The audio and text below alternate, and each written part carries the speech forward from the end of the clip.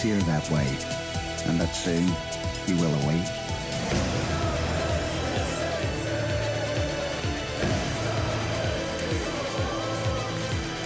Vurt is for the few, not the herd. Dangerous to the innocent, that's you, little pigling.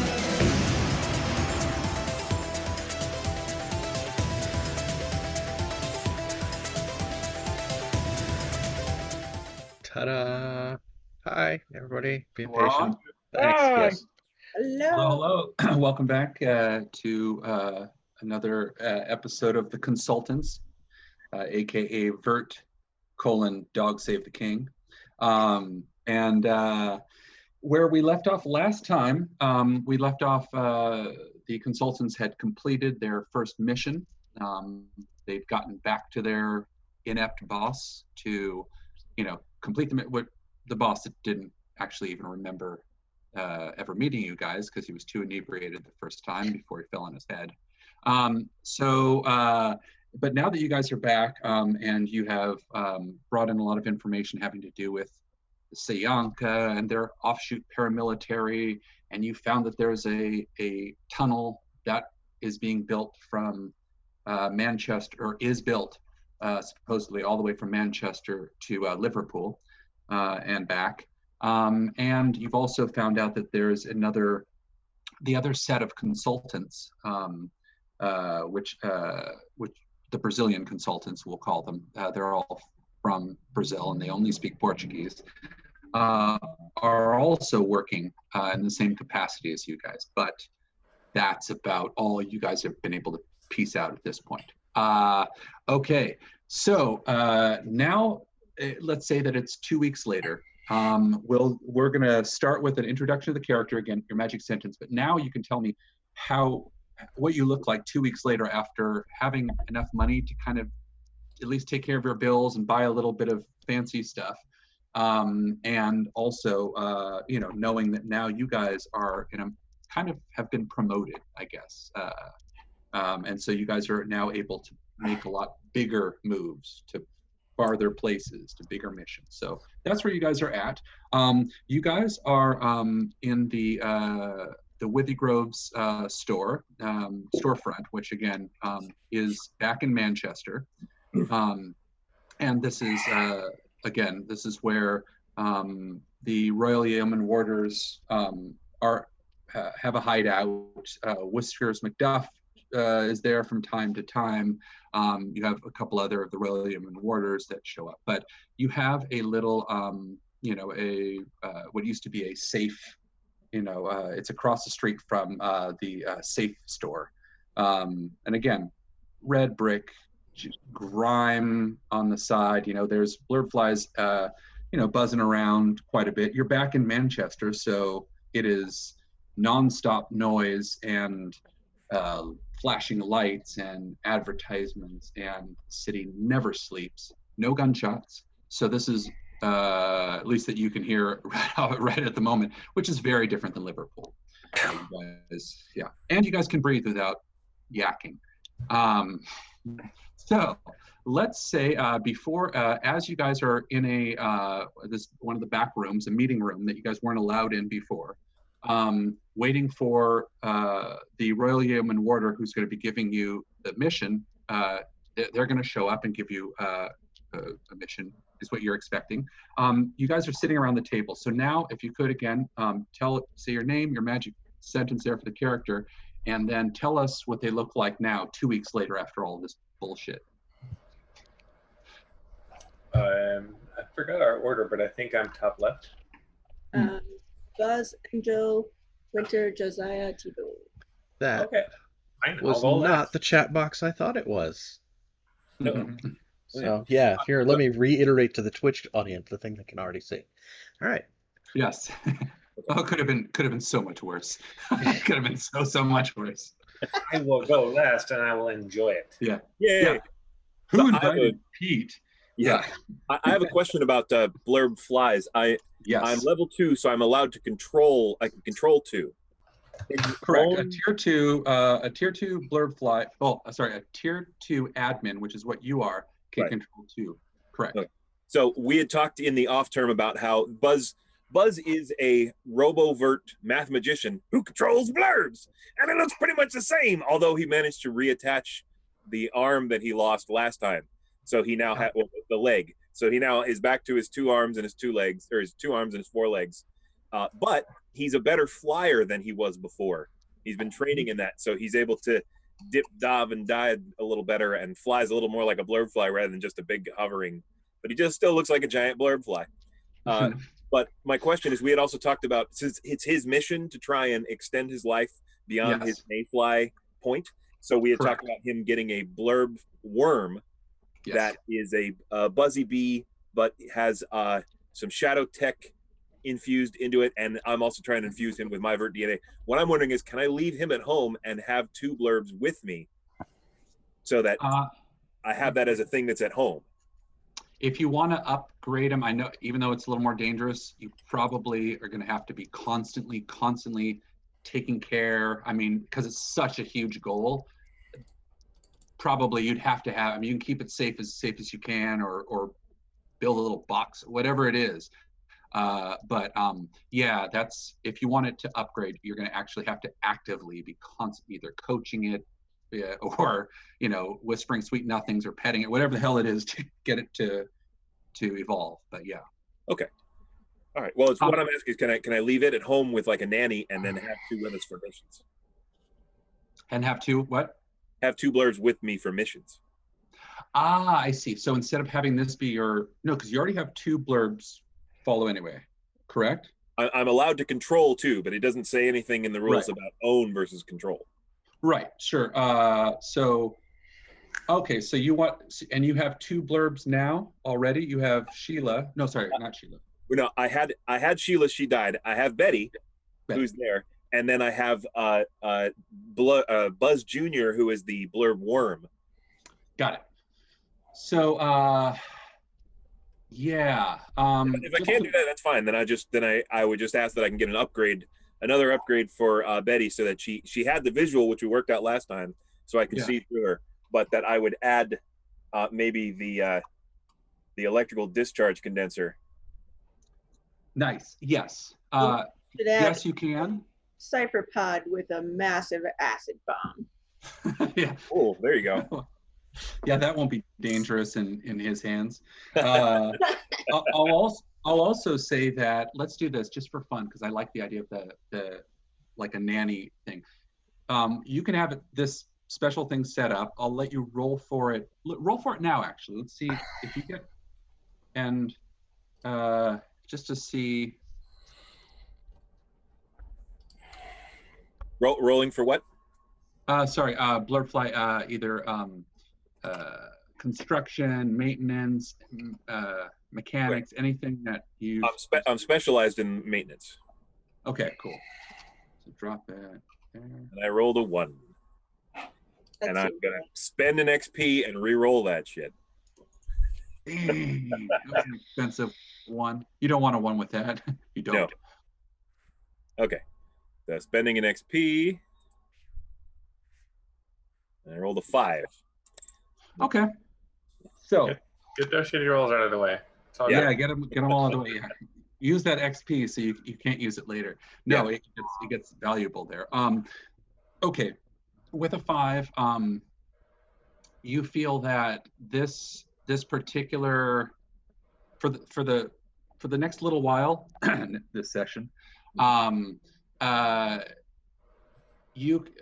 blurfly Buzz Jr. Is a worm or whatever.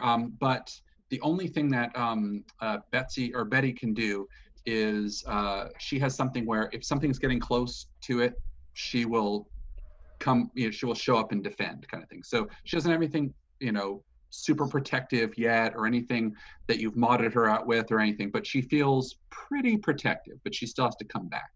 So in other words, it's not like hanging out on her back, and they're not, it's not like, a nanny kind of kid relationship with them yet. But that's that. So it's the basics. You can, she cares, she's programmed to care about Buzz Jr., but that's about it. So and you can carry. I'm carrying both of them with me then? Yeah, but you can give her an upgrade for the electrical. Okay. For the yes, yeah, just to give her a little bit extra defense there. Okay, so she's a little more of a nanny. Yes, exactly. I like that. Yeah, that's Yeah. great. So we have a big blurb fly and a small blurb fly that's taking care of a little blurb worm. A little blurb. I know you're. Yes, exactly. You're not a big blurb fly. You just look like it. So cool. I think if it's just a worm, then I will have figured out how to get a baby Bjorn for my blurb worm. A blurb baby Bjorn. Yeah. You really want to bring your baby into danger? I'm gonna bring my blurb baby Bjorn in my baby Bjorn under Buzz because I'm a baller. Can you say that 3 times fast? No, I couldn't say it 1 time.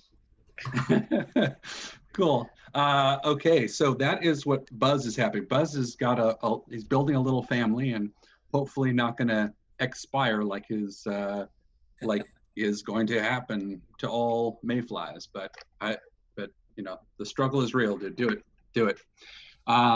Cool. Next up, who do we have? And again, sitting around this table waiting, you know, a little bit more badass than you were 2 weeks ago, and waiting for orders. If we want to keep going clockwise around the outside, then that ends up being me.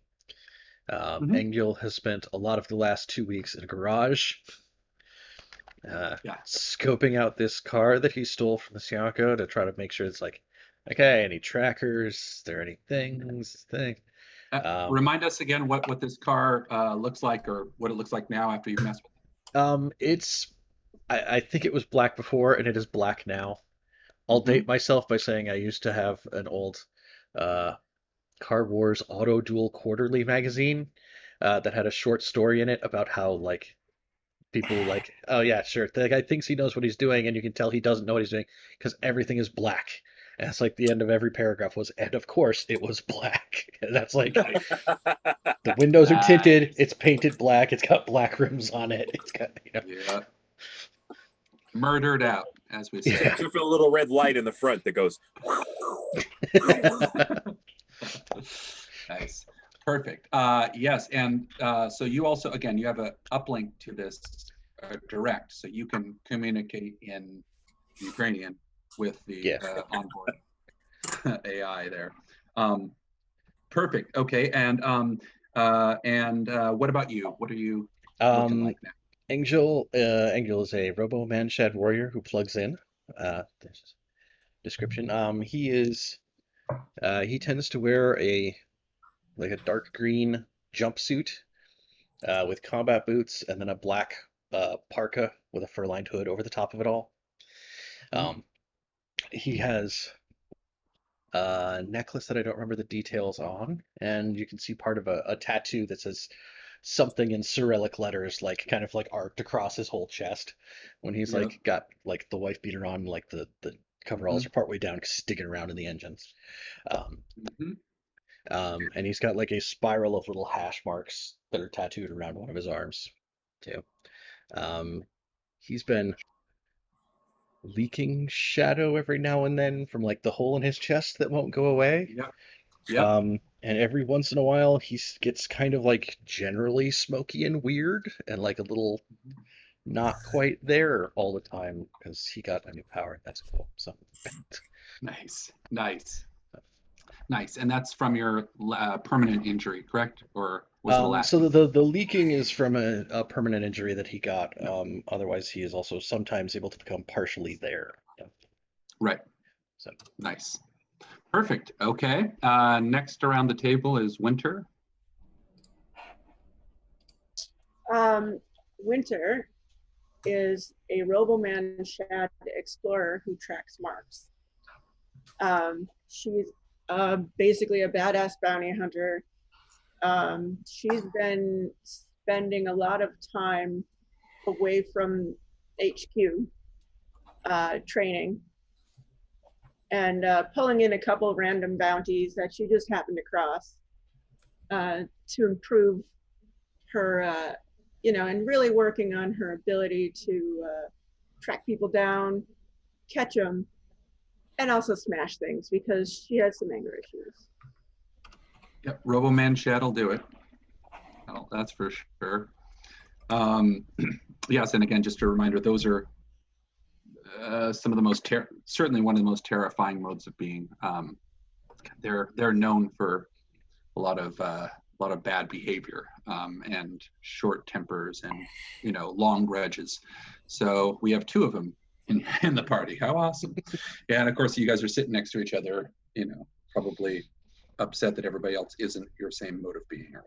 It's true. Yeah, It's real. Smell much Vurt. Nice. Next around the table is Josiah. Josiah. Josiah is a Shadowman Vurt speaker who bleeds lucky. He has used this time. He's done a few things. He's upgraded his wardrobe a bit, though it's a bit more subdued. He wears it's less of a traditional suit, more like a very clean button-up with a simple vest over it. The one, slightly interesting is he seems to have grown a beard. Now, Alex, this is actually a question. Nice. Yeah. I didn't grow a beard. Right. So you guys, as you're sitting around the table, you see my beard seems to sort of shimmer a little bit. And when I move, you see these googly eyes that are just sort of pop under. What I've done is, for people who don't know, is I have a pure Vurt pet, a companion called Rug, who is this sort of like smoked shadow type effect. And what Josiah spent 2 weeks doing is figuring out ways to hide Rug on his person at all times. And what they've come up with is this very elaborate Victorian beard that just seems to really it's almost too perfect. It just has this like perfect curvature to it.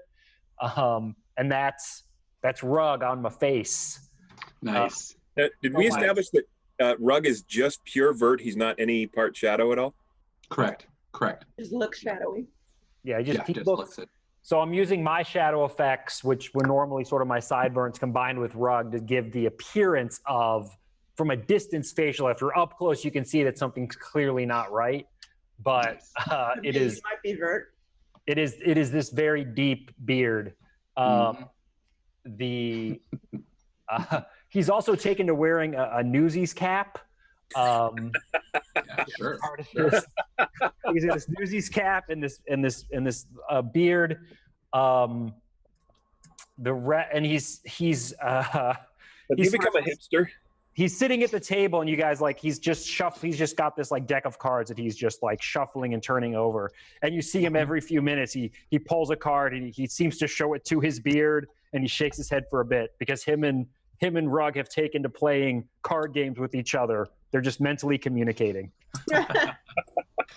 Or are you sure you're not teaching him to count cards? We are playing card games. Yes, yeah. This weekend is the 30th anniversary of UHF, and there's a scene in UHF at the beginning where there's a blind man and an old homeless guy, and they're doing a card trick. But the blind man is just taking the cards and going, "Is this it? Nope. Is this it? Nope. Is this it? Nope." Sorry, just reminded him. Good. Well, nothing. Weird Al is always appropriate, so there's I see no problem. And that's a underrated movie. Yeah. Nice. Okay. Last but not least, T-Bone the Disco Spider. Cool. T-Bone the Disco Spider is what am I? I am a Dogman Vurt warrior who delves deeper.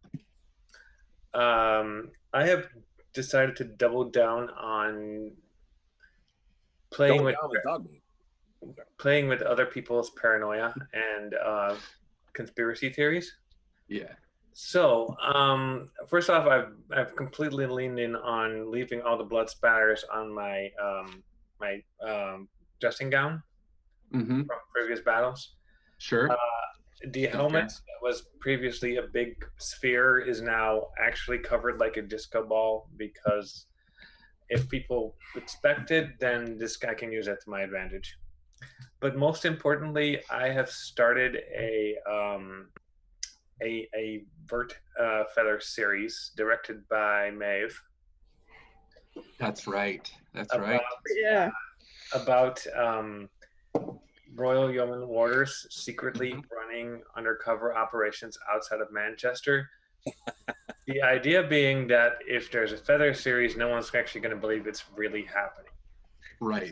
I'm helping the Yeoman Warders. I'm That's totally going to get paid for that. by creating this absurd scenario that a completely stoned out of his mind guy sent a gang of consultants to Liverpool. I mean, it sounds preposterous. So like, no one's going to buy it. Preposterous. But because Maeve's name is on it, I think it's going to be a big hit. Of course. Yep. So our story. I shudder to ask. I shudder to ask what color feather it is. Like, it is actually a blue because I wanted to get widely distributed. Yeah, I would say a little wider reach. Yeah. Not much. Blue with Not like a much. hint of Really. pink because of the director. Yeah. Well, for now. Now, oh, what's it called? This series. This preposterous series. Absolutely. Does it have a working name or a working title yet? Or the consultants. The consultants. Beautiful. Yeah, of course. And of course, I'm having him put in secret messages that I can later leak to the media. Yep. To blow the entire thing open and or distribute other messages. Beautiful. Okie doke. That takes care of a couple sessions for us. All right. Joe Dog, I heard you like stories. Yes, yeah, I heard. Nice. Cool. Okay, so that's where you guys are at. All right. Let's see. Okay, so you guys are sitting around here in the table there at the back of the hideout there. And here's something where let's have you use that corporate knowledge right now just for fun because this can tap in. Josiah, you've been studying, corporate knowledge for the past... I've been spending the day reading, I've been spending my off time reading the trades, getting back up to speed with all the business news that may have occurred while we were out in Liverpool. Just refreshing my knowledge to understand the current lay of the landscape, what clients might be worth pursuing. Perfect. So roll for that. And I got a 6. Okay. Yeah, right. Stories in my reading. Yeah, I was gonna say you're probably so interested in one particular story that may or may not be part. Yeah, what you're really into right now is figuring out the different maybe tracking down different companies that are both in Manchester and Liverpool and trying to make some correlation, trying to make the connections. You're close, but you're almost there. So, okay. Now, you do. It is not Josh Rashawash who walks in. Thank goodness. Here we go. Did he get fired? We'll find out. But yeah, the way he's been going, it would be, unless they're totally, leaderless, they shouldn't be leaving him in charge. Which makes Is it our doggy friend? Yes. No, it isn't actually. It's not even Whiskers McDuff. This is the one, and this is here. This is somebody you guys. Oh, real world knowledge will be another thing you can roll for. If anybody has just that one thing, real world knowledge. One of us does. I've got real world history. Yes. Okay. Roll for it. I got a 12 plus an asset. Okay. Yes. So whether you guys are picking up at all the clues that are happening right now, you guys are just starting to get it. So the person that walks in looks maybe about 50, maybe 50s, maybe 60s. You can't quite tell. It's a dog man. Yes. Sorry. Yes, it is a dog man there. And again, maybe closest dog. You can see a lot of wire hair terrier. In fact, mostly dog, appearing mostly as a dog. Now, what Buzz, you're probably really excited about is as he walks in, and again, he walks in pretty confidently. You guys no one recognizes him. but he walks in, and he's followed by a swarm of blurb flies. Oh. So maybe 10 or 15, and a constant swirl near him, around him. Actually, you can roll again. Something with admin knowledge, something to see how he's controlling all of these at once, kind of, or if he is at all. So Buzz, any type of, you can roll for something. Okay. All right. Yeah. I'm specialized in blurb control and all that, so that's a little better. But so it's 12, 9, 6. Okay. Nope. Yeah, again, get these bad rolls out of the way before there's combat. So yeah, everything is confusing to you guys right now. Maybe it's because you're expecting Josh Rashawash or Whiskers or somebody you at least knew to walk in to give you a mission. But yeah, this person here is again encircled with blurb flies. Some amazing blurb flies. I mean, you're seeing blurb flies there that cost the equivalent of a year's salary. This is top of the top of the top. And this is an older dog man, wire hair terrier.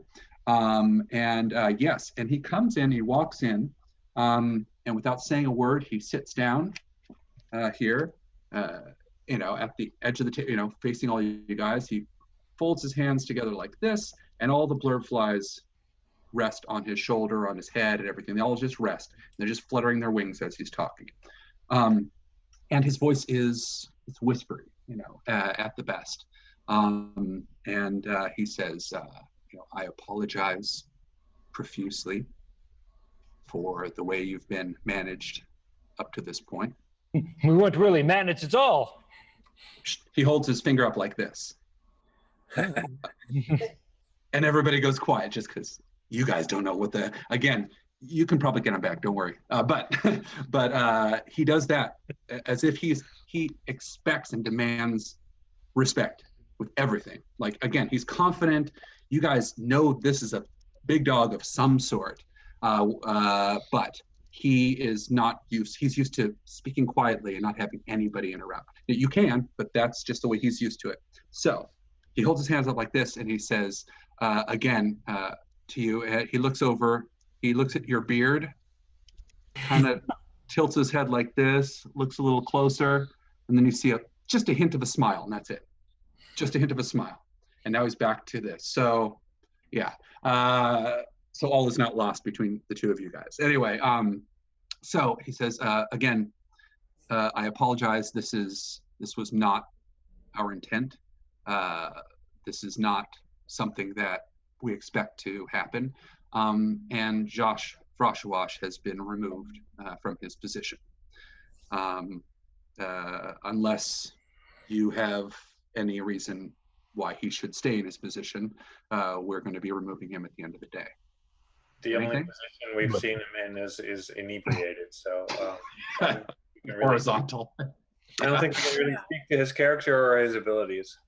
Mm-hmm. Frankly, I liked his incompetence. Gave us quite a bit of latitude in how he operated.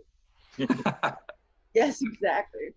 I just hope you made contact with the Scousers and they know that he's not around anymore. Mm-hmm. Yes. You can see from the eyebrow raise, he knows everything that's gone on. This guy is plugged the fuck in. He knows what's going on. He knows way more than you guys do, but unlike everybody else, doesn't seem to be so arrogant about holding all the info. But again, there's something with his whispery speech that you know from somewhere. You guys are all probably just going, what the, but until now, nothing. So he looks around, and unless someone disagrees for him being removed from the post, no. All right. It depends on who you're going to put in his place. Nice. He also, a bit of a smile too. You guys are smarter than probably the other consultants, or at least certainly smarter than your boss, your former boss. Yes. He says, I will be overseeing you for this first part until we get, a replacement. But you will be reporting directly to me. Why don't you promote one of us?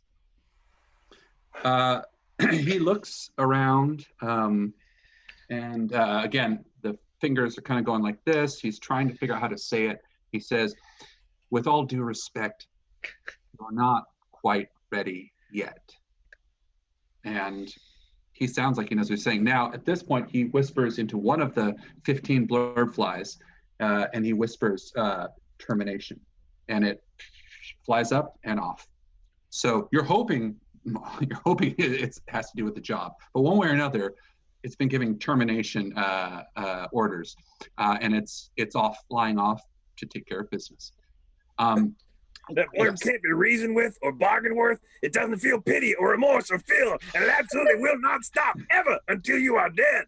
But it'll just poke at you. Yes. A little bit at a time. Yeah. He says, yes, that is one of my favorite feathers also. I love that scene. I've played that feather 1,000 times. By the way, he actually, when he does say feather, as well, you can kind of see the way he says it. He can't really hide his joy, his love for that. So what he says now at this point, he says, all right, we have three separate possible areas to look into. He doesn't call them missions. These are things to look into or areas to look into. And he wants to give you the choice, actually, which again, this is different than it was before, where you show up and don't even get a briefing, and then you're on your own. He's gonna give you a couple things. So he says, I'll make it simple, and then I'll let you choose, and then we can get into more information. You have three we missed choices. the part where you introduced yourself here. There he goes.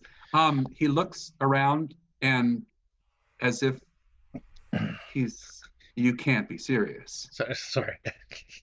Oh no, Engel's a jerk. It's like, It's only polite. am I supposed to know who you are? Like, he sits back like this at this point, and now he's smiling. This is like the funniest thing. This gives him joy that you don't know who he is, and you can see he's got a playful look in his eyes. He says, you'll figure it out. You'll figure it out. He thinks this is funny for him. He's got a weird sense of humor, but something about you guys not knowing who he is just tickles him. And he's not going to give you his name because you'll find out soon enough. We'll call you Bosley. It says, you can call me boss. You can call me sir. Yes. Okay. There are count them, three missions that he's going to give you. He says all of these are going to be requiring extensive travel. Yeah. And I want to, to get an idea of what.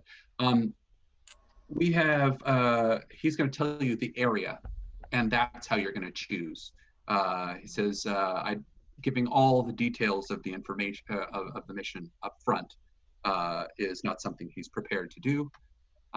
He's going to have you guys decide. So the first mission that he wants, that he is going to float past you, is in Olbia, Sardinia, which isn't too far from you guys. It's a boat ride.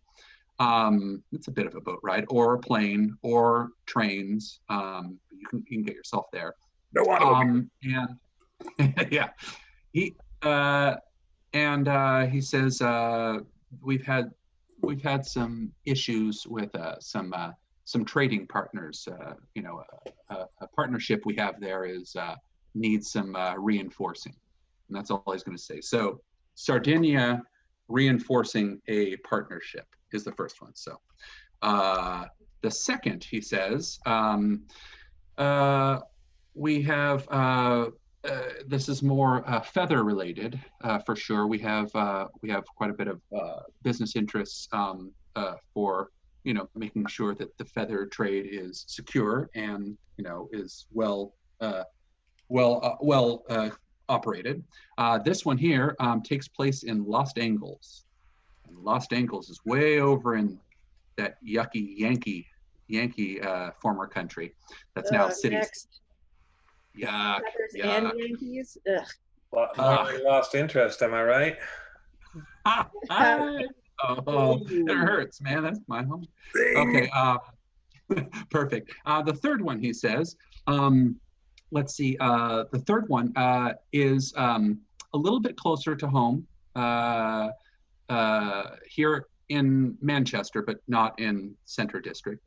But it probably will require travel from there. So it's Farnsdale in northern Manchester, and it has this, he says, will probably require more travel, but has quite a bit to do with your friends, the Seyanka, and the stolen shadow tech that you guys brought back as well. So you have, the first one is Sardinia, and reinforcing a partnership. Second is Lost Angles, and it has to do with securing the feather trade that they already have set up. And the third one starts in Farnsdale, Manchester, has to do with the Seyanka, but almost certainly is going to require travel after that. Ooh, those are your three. Might we have to go to the Ukraine? You guys can discuss where you want to go. I wouldn't mind a kind of spreading our interest and not focusing constantly on Oceanica. Also, it'd be nice to have a vacation from all these idiots. So, because there's no idiots in Italy. No. I mean, that would be. Oh, yeah, we need an extra snarky comment for Los Angeles now. That's Yeah, I'll say. Remember, there's and you know, there's no more Italy. There's the city-state of Rome. We're back to like the kingdoms, you know, the pre-1861 Italy, which is the kingdoms, or basically city-states. Same with the United States. There's no such thing anymore. It's the city, which is San Francisco. There's Lost Angles. There's Seattle. All the things. So, yes, that to put in. So, and Bar Harbor, Maine. I don't know.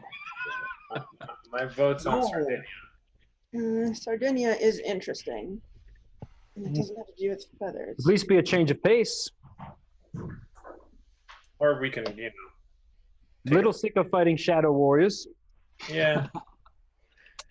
Sardinia is where they make that cheese with the live blood flies in it, isn't it? It is. It's exactly what you need. Let's get some of that.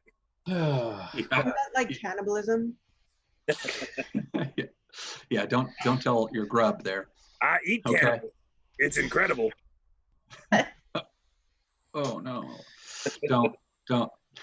Okay, so what kind of partnership is in Sardinia that we'd have to reinforce? What are we going to be up against here? Actually, real world knowledge, roll for it. See if you can guess before he even says it. Nope.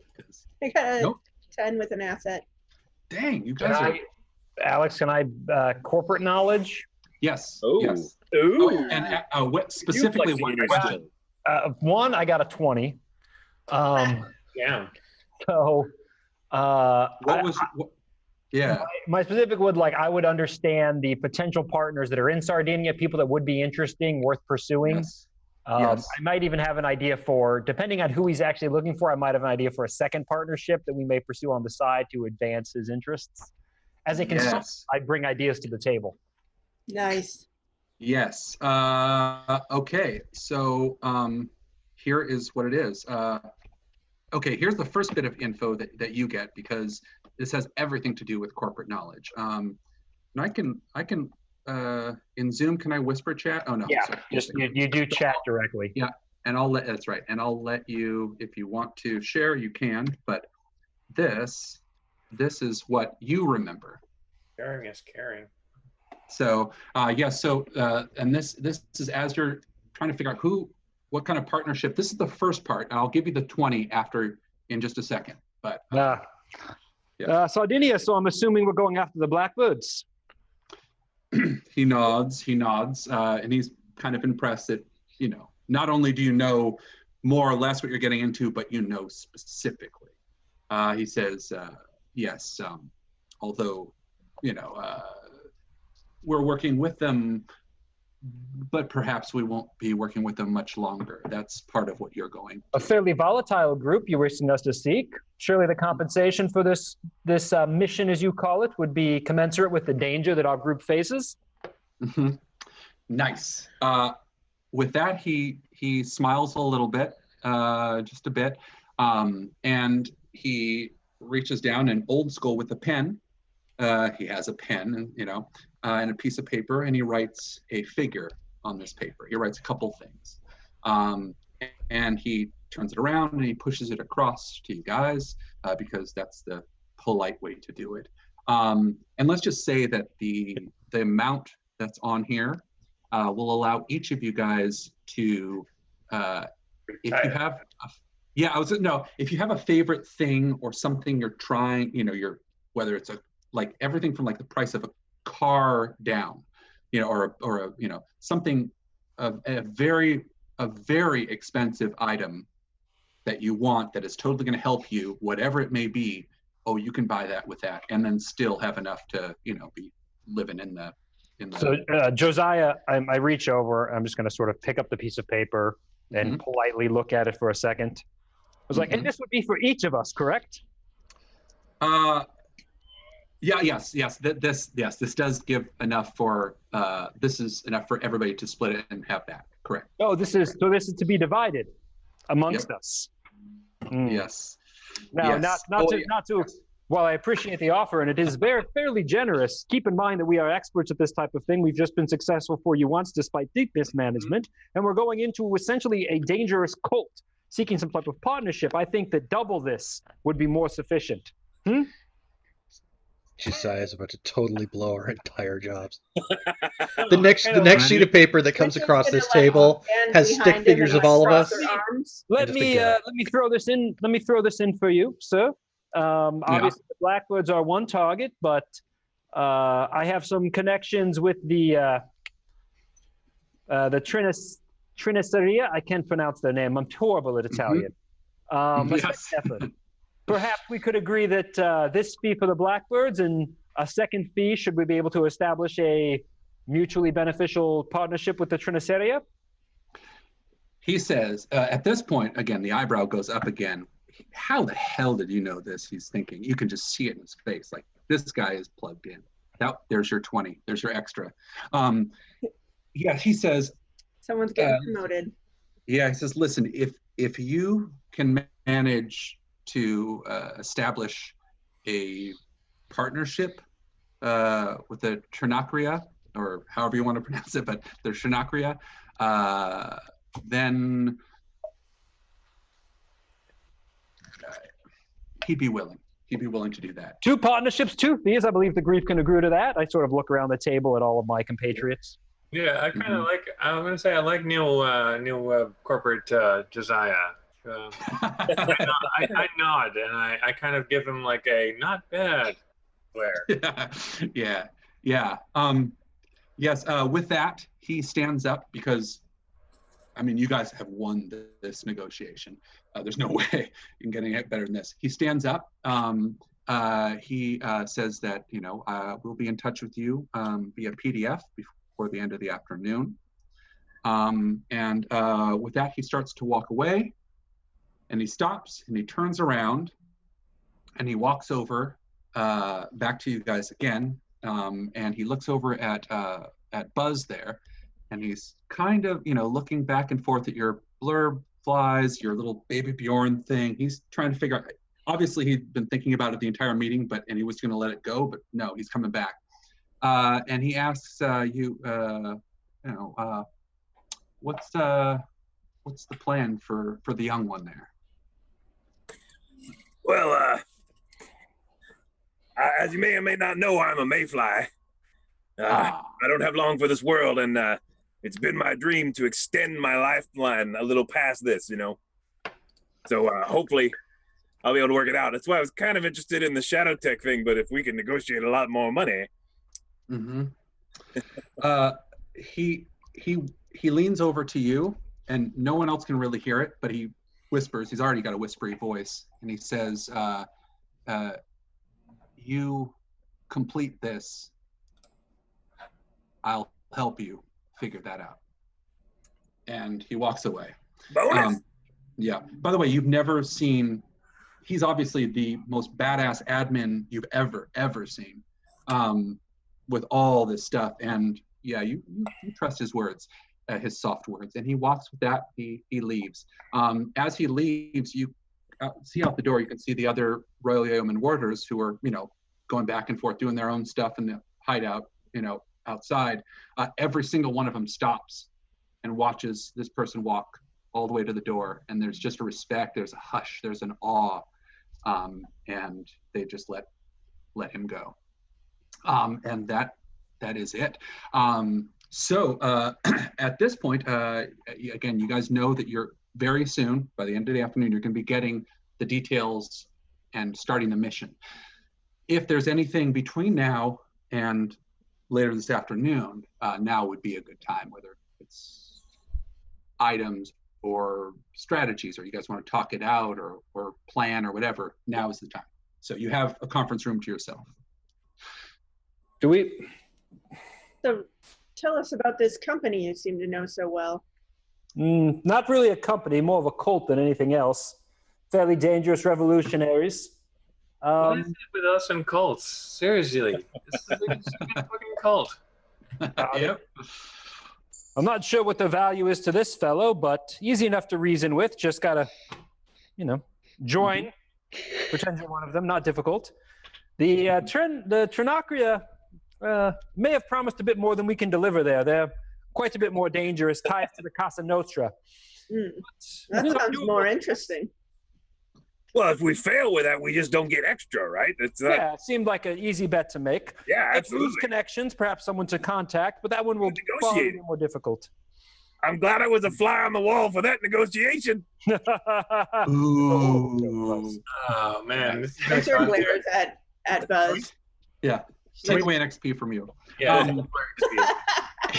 So, okay, actually, let's have another real world knowledge thing, just for either geography or something that has to do with the real world. All right, I got a 19 on that one. Excellent. So the first bit of info that you get, that you already that from what Josiah is telling you is, yes, you know that if this is the Blackbirds or whatever, they're from Chroma, which used to be called Rome or Roma.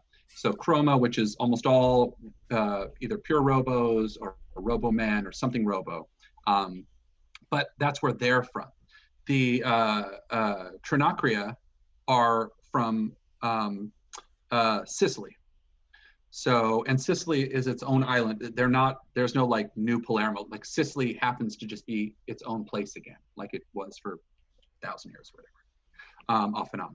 Okay, but so basically what's happening, and geographically, Sardinia is the island right in the middle. So Rome, then you go take a boat and then you're in Sardinia, and then you can take the boat down to Sicily. Or you could, so that's kind of it's from the north and from the south, and both of them seem to be, if they're both trying to get into this spot in Sardinia, it means there's a power struggle. So that's your 19, is the fact that this not only geographically is a just powder keg, but it specifically, it looks like a power struggle. So interesting. Is this an implication of I think I remember hearing that the Don from the Chromatica disappeared? Yes, and by the way, it has everything to do with all the shit that the Boomers started not too long ago in game time. This is, in fact, the more you guys go through this, the more you'll see. Yes, this has absolutely everything to do with everything that was thrown sideways, because they had this before. The Chroma had this area locked down, certain ones, but these guys are from Chroma, but they're not. They're no, they're not Chromerta, but they certainly have overlap. Yeah. I heard that the Boomers were made up, so that's the thing. Yeah, I know they got a song. Pretty Yeah. catchy. Yeah, I mean, Yeah, it's exactly. just too perfect. Like the stories are too good. There's just song. It feels too Yeah. corporate. Yeah, no one would have taken chances like that in real life. No. Cool. If I You're right. They are too stupid to be real. if I had to craft this kind of a misdirection, I would have put more mistakes in there. Yes, smart, So- very smart. I mean, just a few things before we leave. I think there's a few lessons we can learn from the last adventure group. First, we should try to fly. I prefer not to travel by boat again, and obviously cars are chaotic at best. Oh, I don't All think that you work can for fly Angel. out to Sardinia anyway. Second, and Alex, this is a question. I want to establish a contact. I want to can we have can we hire an assistant that's going to have like an office here in Manchester that we can reach out to via PDF for resources? Sure. I mean, he's now letting you use this little boardroom, this little area. You can take We'll get one of our Yeoman Warders. ex-consultants to like take a language feather and become our Nice. You guys also remember from last time, you guys control they now kind of work for you in a certain way. I mean, the other consultant, you guys moved up and then they stayed there. But again, it could have ended up a lot worse, as you guys know. So set up a bit of war room here in this office that we've given leave to use. Just to track information. I feel like we were a bit more disorganized in the last get out than we really should have been, which partially I'm to blame, but nevertheless. So airline tickets, get our newfound assistants in here, start tracking this information, and obviously if you have any loved ones, you should let them know you may not be returning, settle your business, etc. The Blackbirds and the Benacera are both relatively dangerous. Nice. Yep. You know what? Actually, in the 2 weeks that you've been studying corporate everything, Zemane, who's our robot man dog from Campalo, has been studying English and taking his feathers and doing all his stuff. So he now speaks basic enough English for you guys to call in, and they're your team on the ground here. So you have your own consultants here, and they can, right now their jobs are to supply you guys, be connections for you guys, support you guys in the field, stuff like that. consulting. Yeah, consultants. Yes. They're the assistant consultants, or the assistants to the consultants, depending on who you ask in the office. Yes, exactly. Good call. Okay. Yes. So yes, a plane ticket is not a problem at all. Let's actually see where you guys are going to be going out of. Let's see, map of Manchester. So, I just feel bad that all of Angel's work on that car is not going to help us with the car staying here. we can ship it. We can probably ship it. you guys, by the way, you I guys don't wanna know. take a ferry? Depends on what else did to it You here. guys want Yeah. to take a ferry there? You can take a ferry. You can take a plane. So without a car, you can drive the car if you want to get to the ferry. You can have one of the consultants drive it and meet you there. I mean, what? Nobody's touching my car. Let's Can we needle cast? What about Say the again? Can we needle cast? Question, Alex. Where we're headed, I know Manchester firearms are crazy not allowed. What's the Yes. firearm situation? Real world knowledge. Once Winter? you roll. That's me. Yep. And I would know because I'm a bounty hunter. You bet you would. Oh, in fact, you know what? Don't even bother rolling. You got a 19 last time. You would know that for sure. Yes. Technically, it's the same laws as Manchester. Really, like absolutely illegal.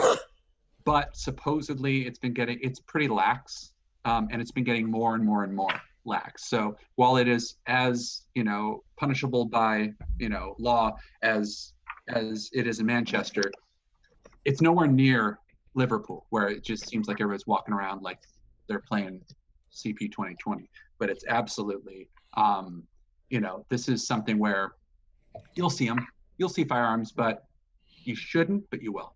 So you won't get arrested on sight for having them, probably. Well, what you know is Kill as them? long as you keep a little bit of money or something valuable in your pockets for when the carabinieri or police do show up for that, you might be okay.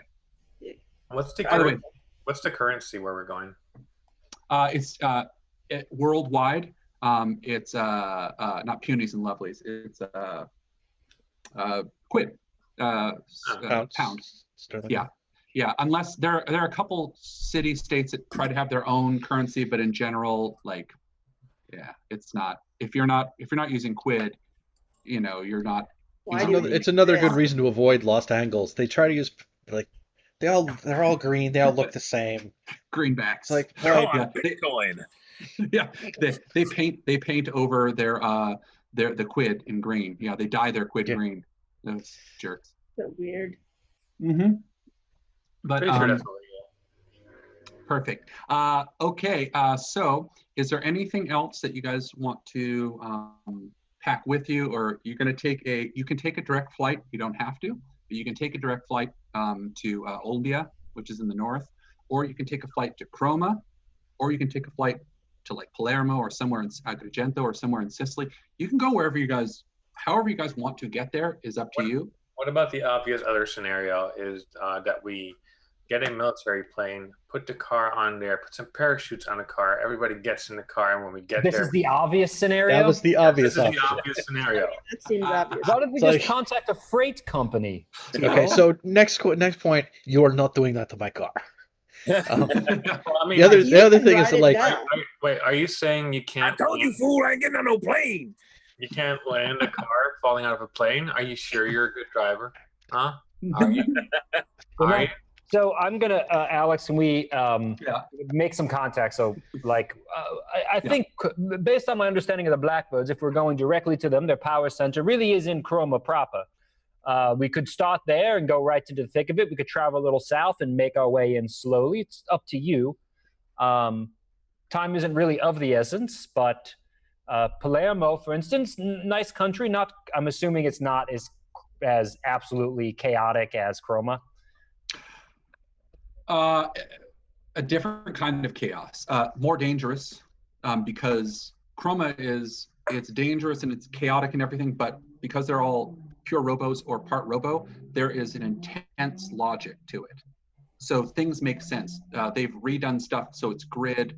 Whereas in Palermo, it's just as wild, but there's really no logic, and very, very few robo anything because they have that thing. Palermo might be a good place to get leads. Obviously, robos like robos. Palermo, we'd have a bit more of a diversity amongst people, and we might be able to blend in easily before we go into the main city. Plus, the flights might be a little bit cheaper. Nice. So again, You just to contact remind, the freight company for the car, try to sort that out so it will meet us there, and then we'll just have to find an arms dealer nearby. I don't if have we any have to be direct traveling contact. between like 3 different islands, Mhm. I mean, yeah. Well, yeah, I should say, obviously, Italy, or what was Italy, goes all the way down, and then of course Rome is about halfway, and it's about, I don't even know, 20. No, it's more than. You I convert can't remember the car exactly. into It's a plane. quick. Yeah, it's a quick fairly quick ferry ride from Rome to the island of Sardinia. Now, it's also a quick ferry ride from Sicily in the bottom up, although you'll be stopping at Cagliari and have to go up through Mandas and all the other stuff. But if you want to go in from the top, you're coming in from Croma. If you're coming in from the bottom, you're going to be coming in from Palermo or somewhere in Sicily, or you have a direct flight. Let's just get the car converted to hover, and then we That's can. what I'm saying. Oh, that chapter I haven't written yet. Yeah. hey, come Oh, on, we it have was in hover some of the cars. art in the Oh, yeah, book. hover I cars. saw it. Yeah, I but wrote not what I was going to say, what is it, amphibious hover cars. That's the kicker. Yeah, that would be. We'll just have that'd to be go to Croma, and you'll just have to plug into a Vespa instead of a car. Yeah, like you can buy a new car there. Yeah.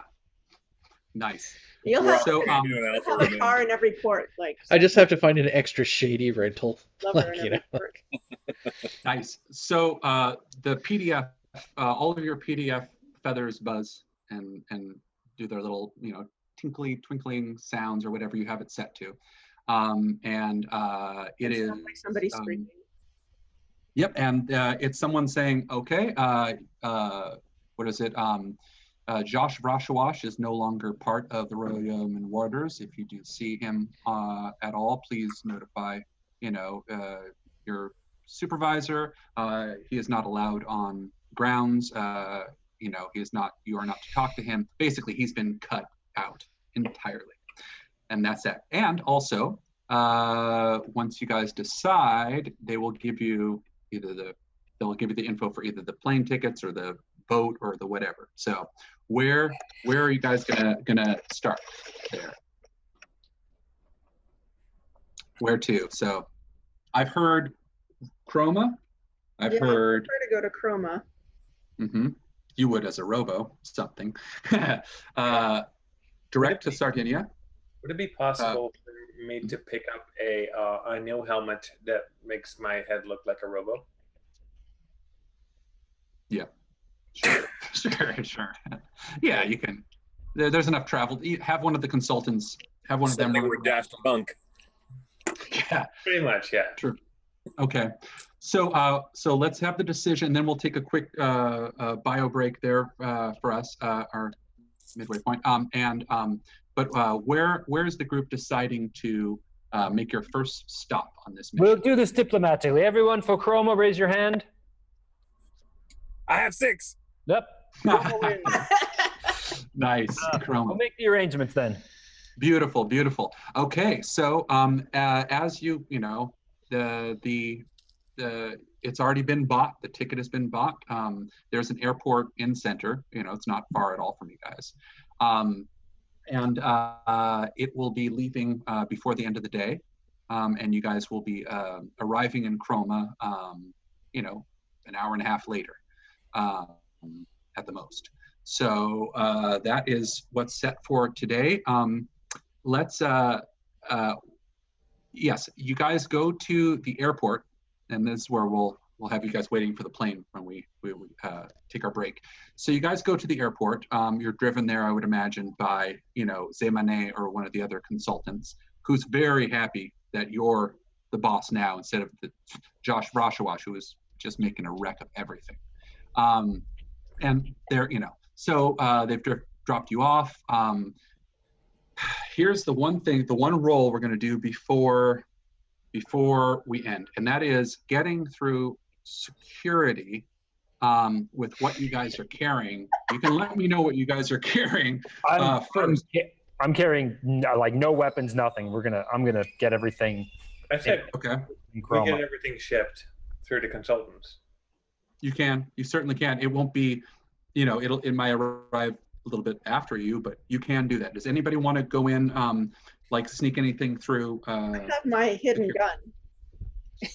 True. So you'll get an asset for that, and if someone or all of you guys are going to kind of help distract or whatever, it's another asset as well. So you'll still have to roll to hide it, but you do have it. Yeah.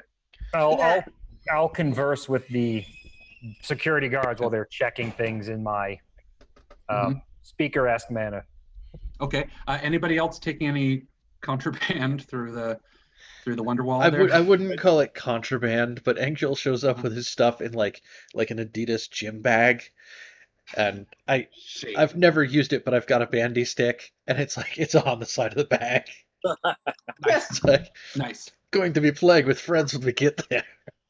Nice. So you'll also get an asset for the distraction side of it, but yeah. But you'll be rolling for that as well. But I'll leave the pistols and the monoblade and stuff at home. Yeah. Okay. Is anybody else? I can't leave my monoblade behind. Yeah.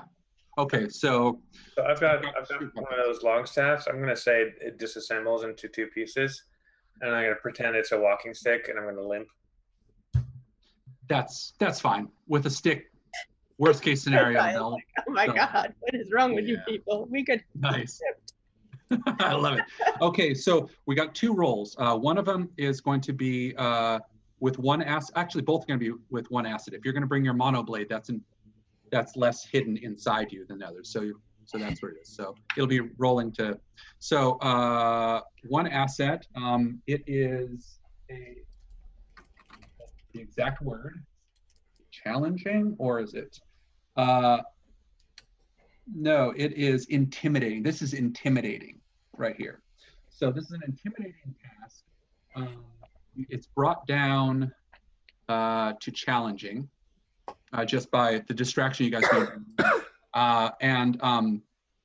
So those doing the distracting, just tell me what is one thing you're doing as you guys are walking in, heading towards the big line. You can see the planes on the other side. You know, they have this, you know, MPD is MPD, by the way, MPD is nowhere to be seen. They don't control security at airports. That's Harley, yeah. K4RLI.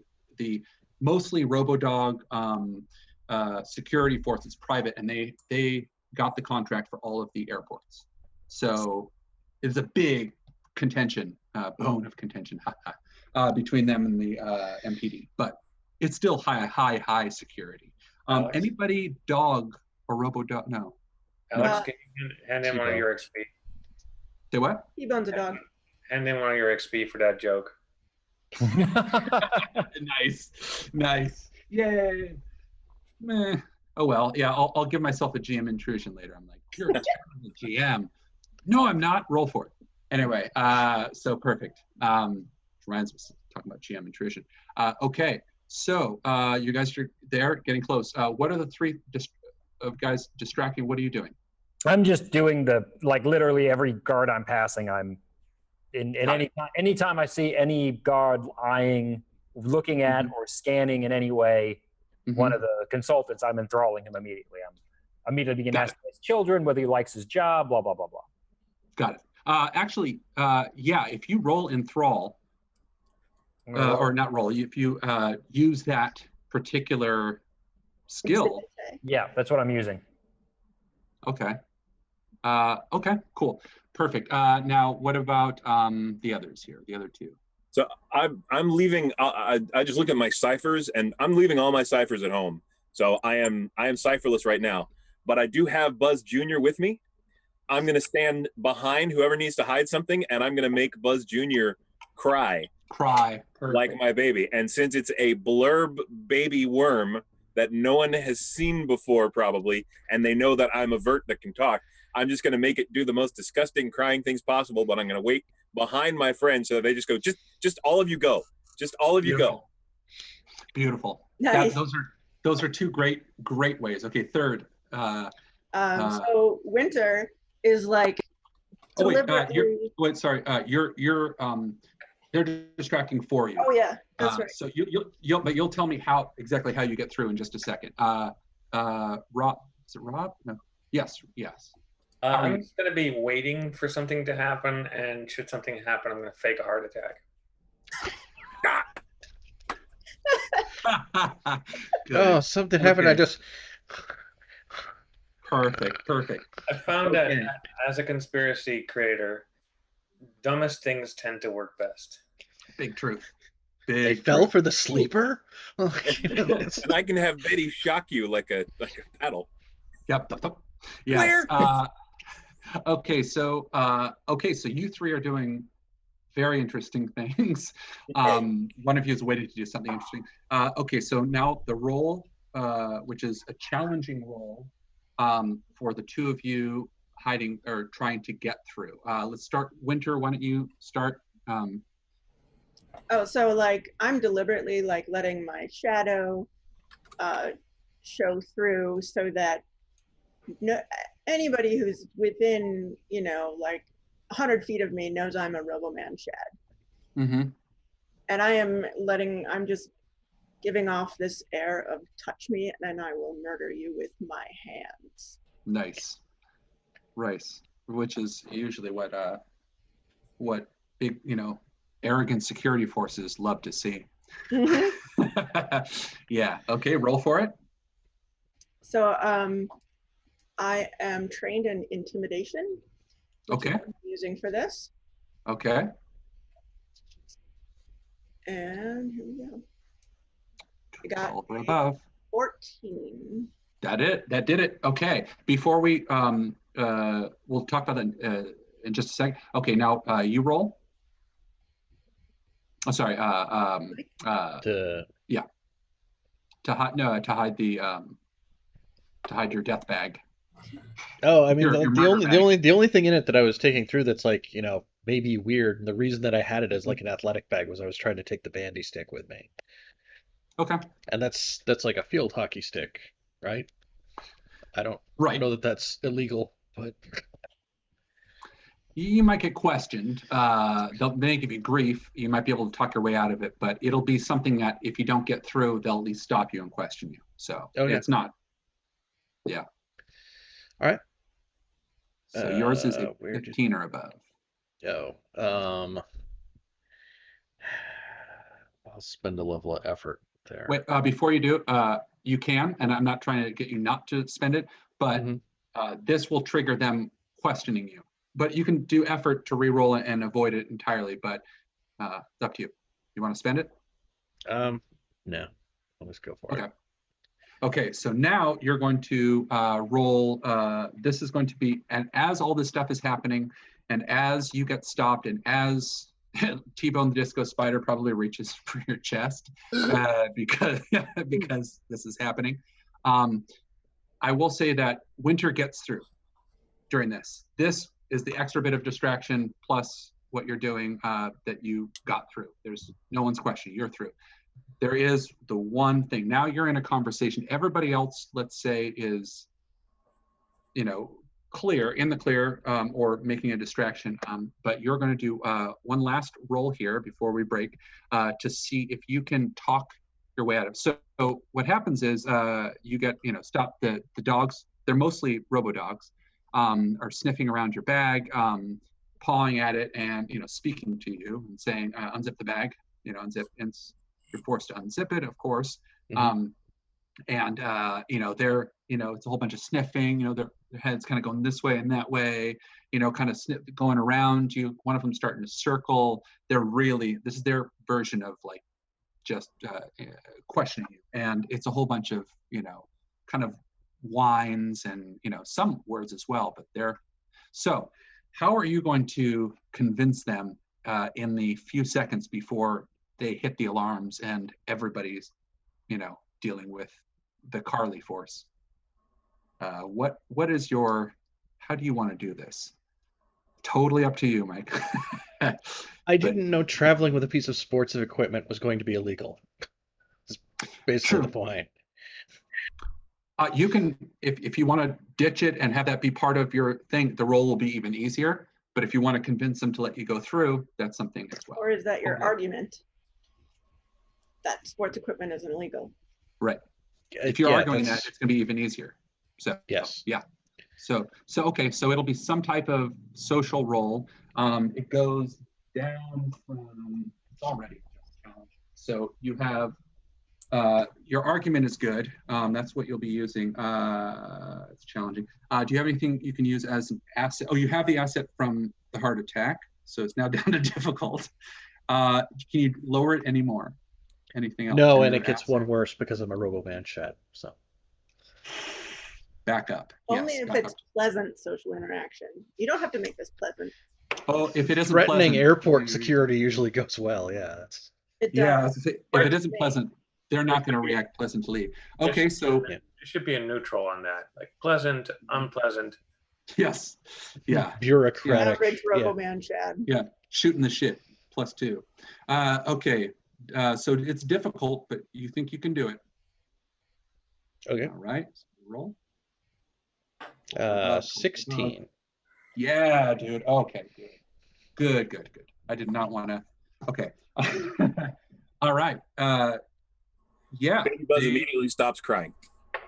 Exactly. And the heart attack it was just gas. Perfect. Okay. Yes. Your arguments as to the fact that this is a sports here. You don't look like a sportsman, but technically you've made a good enough argument to the point where between all the crying and the fake heart attack, they can tell is somebody just you should wear a track jacket. That'll sell it. All the way. And you guys are through, and you're through, and you get in on the plane. They close the doors behind you, similar to planes we have nowadays. It's not so high tech, although there's, feathers, dispensers at the front. There's a lot of people. Most people on the planes are in a blue feather and just, like we all do. So that's where we're going to stop just for right now. And we'll do the second part of the session, which could be much shorter after that. But we'll start with you guys on the plane, taking off and heading from Manchester to Chroma. Cool? Oh, flying. I don't know if I can handle flying. Yeah, right. Yeah, you're trained in flying, which means you can sit in the chair. Nice. Cool. So we'll be back in 10? Yep. Sounds good. Sounds good. Cool. Awesome.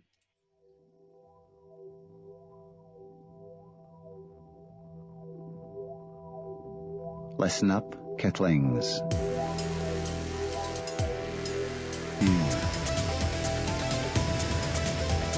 The only way out is to finish the game. Be careful.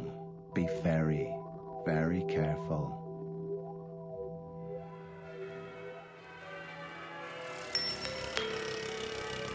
Next match sets home rivals Man City against United.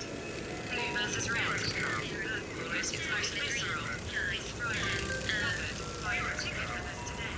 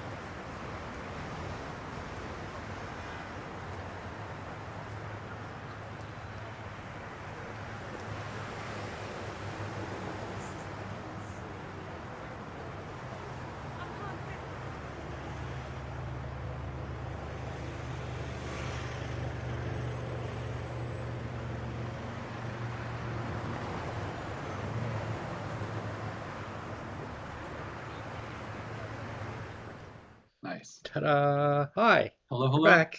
Hi, everybody. I'm on a plane. Yeah. So we are on a plane. Yes. Now, you guys have taken off. Either you put on your seatbelts like you're supposed to, or you didn't. Either you're using both armrests like a jerk, or you're being nice. Whatever it is, you guys are on the plane. Taking all And the jerk options. all of them. Good. And It's, adding some 3 on 1. additional ones. Yeah. 3 Taking on one both side armrests and like boots like up on somebody else's armrest next to their chair. Mm. Like, you know. Yes. Okay, you guys are those people in the flight. That's fine. But That's we're not fine. we're not going so far as taking anybody's shoes off. And I take all right? off. No, That's- I'm that gonna is take off my unacceptable. shoes. No. They're real bad feet, so See, I'm a nice person. The only thing I do is that I slightly start, like, my head starts kind of falling over as I fall asleep. Except I'm still wearing my helmet, and I knock out Your the helmet's passenger still. next to me. Yeah. Yes. I take Tell out me a this. flashlight and shine at your helmet every once in a while. Okay, I'm jamming this right now. So because you guys are being so very improper on this flight, not caring about your fellow passengers, we're going to do a jam intrusion. So your overall behavior, they know you guys Oh are. God, we're all gonna die. Yeah. Your overall behavior has caused the 2 of the flight attendants to come over and ask you guys politely to put your shoes back on, tilt your head back up. You know, basically, you guys cut that shit out right now, or they're gonna talk to the air marshals. So GM intrusion is you do what is you keep going with your attitude, and if not, then you guys will just kind of, sit back and I'll take an XP. I just like to point out I don't wear shoes and I am too small to do anything other than just sit in the seat. So Too bad you're with a group of jerks. I'll put my head back up, but at least the person next to me won't be showing any pictures of her grandkids anymore. There you go. There you go. So, so you guys gonna take or avoid the GM intrusion? I'm taking the XP. Take it. Oh no, I was Take it. avoiding, but I guess. Okay. Well, it'll just be out of 5, so we can break a tie. So, who? The different reactions are: be nice, like you are. You weren't really starting shit, Buzz. So you don't really have to calm down too much. And then, so let's break the tie on the other 3. What are you guys doing? Are you taking the XP, or are you? Do they ask kind of politely? Like, do they come through and do like, sir, could you put your feet, or do they go like right to like, get your goddamn feet? Like, they totally gonna go- David Spade. Yeah, they start with the former there. So they're at this point, you know that, yeah, they're polite enough, but they wouldn't they're- be showing up saying, But they already excuse me, threatened can us with you, the if air they were marshal. alright. would say again. I said they already threatened us with the air marshal, like already. Yeah, but you can threaten someone with air marshals nicely. Mm-hmm. Yep. Yeah. So yeah. So what's the consensus here? Are you guys going for the GM intrusion, or are you guys? If they would have asked politely, then I think Angel would have gotten his feet back under the chair, part of it where they're supposed to be. But It's polite enough. I mean, they're trying to avoid a problem. So that's 3 of you guys. Not. So we're avoiding the GM intrusion. Mm-hmm. I'm not. Okay. Well, It's not. How the nays have it. Okay. So you guys, each of you guys are going to give me an XP. Don't worry. I'll hook you guys up in a second. But yeah, each of you guys are going to give me an XP. okay. Okay. And this and you guys go back. 2 of you guys it sounds like, or at least one, about ready to just, you want to start a fight in the middle of a plane. Let's do this. Oh my God. I'm trained in But- smashing. Are you trained in Right. flying? Yeah, but yeah, exactly. But luckily, you were over or voted. 3 of the 5 of you guys, at least, if not 4 of the 5, have calmed down enough to the point where they go back, and the rest of the flight is going to be okay. As they do walk back up the aisle, again, you can actually hear that one of them leans over to a gigantic Robo-Man who's just sitting there, with his, his tourist shirt on and all this stuff. And she goes like this, as if it's not necessary. He's wearing like a Hard Rock So, like, Paris and like a Winter fanny put like pack. one shoe back on. Yeah. You can get as edgy as you want for the rest of the flight. You're certainly not you're not so out of control that this Roboman air marshal is going to Punch stand up. everybody. Yeah. Asserting my space. Yes. The people around you can't wait to get off this flight. When it does finally land, about an hour and a half later, in Chroma, and by the way, there was no beverage service at all. This flight was a lot crappier than you expected. Certainly wasn't comfy, and again, you almost had a real big problem at 10,000 feet. So, okay. Yes, it arrives. It as it's coming down. You guys can see out the window. There's the constant smog that's around Chroma now. Most of Chroma now, compared to what we would expect Rome to look like, Chroma is almost all.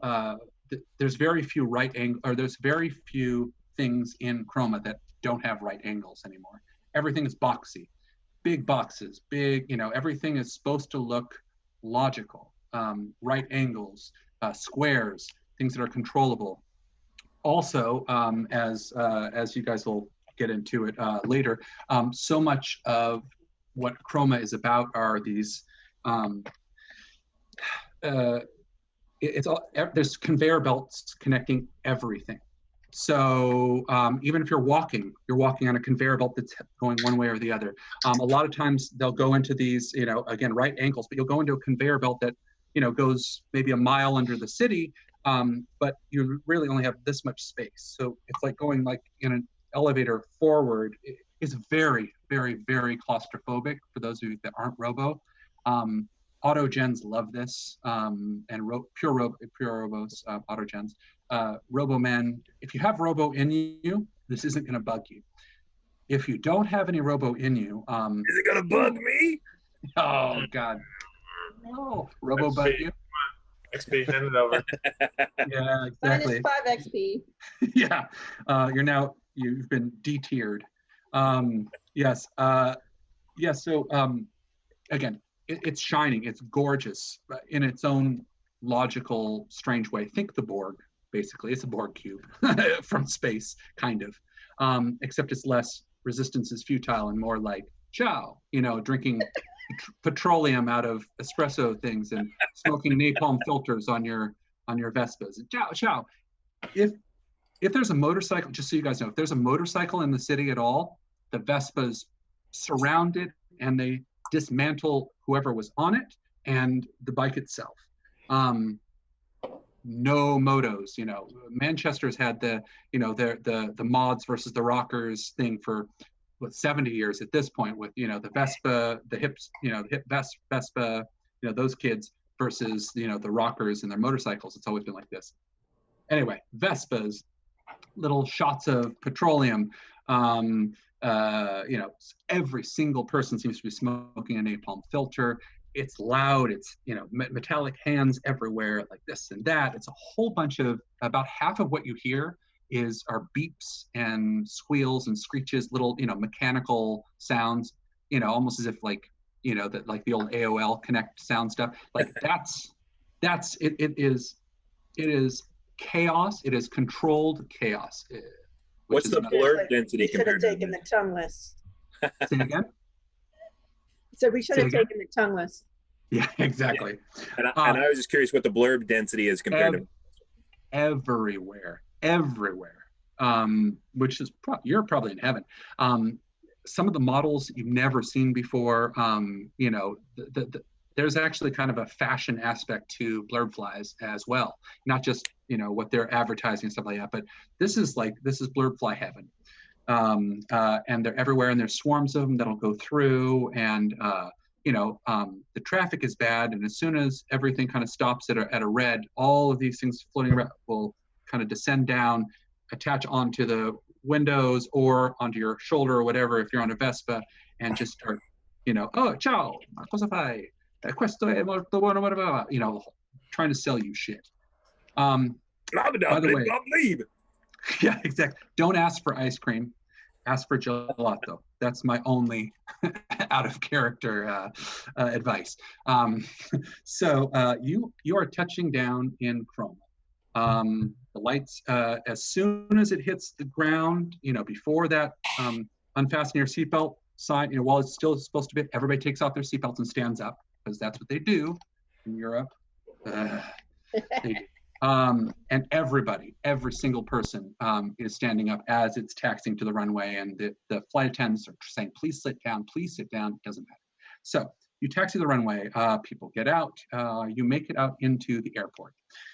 Now, you are in Chroma Airport here. The minute you guys get out, you realize that people are being funneled into a alleyway here, or a corridor. It's a security, similar to like customs, although customs isn't the same as it is now. It's a basic security kind of thing. It seems much less than what you guys getting into the plane, but at the same time, you are going to have to, you can see the line is leading towards Carabinieri there, pure robo. In fact, this one just looks like a giant rectangle with some lights on it. And it is, it's asking, the basic questions, what are you here for? How long are you going to be here? Of course, all in bleep, blop, blip Italian. And that's what's happening. So there's no way to, this is a corridor. You could either back into the plane, which is odd, or continue on. But how are you guys? Business, right? As you get to the front of the line, that's exactly what he asks. Of course, in a very monotone, non-human voice, what is your business here? Lions are for bipeds. We're here to make business arrangements. What nature of business? We're looking for ice cream. They do. I forgot. What they actually do. Yeah, I'm gonna.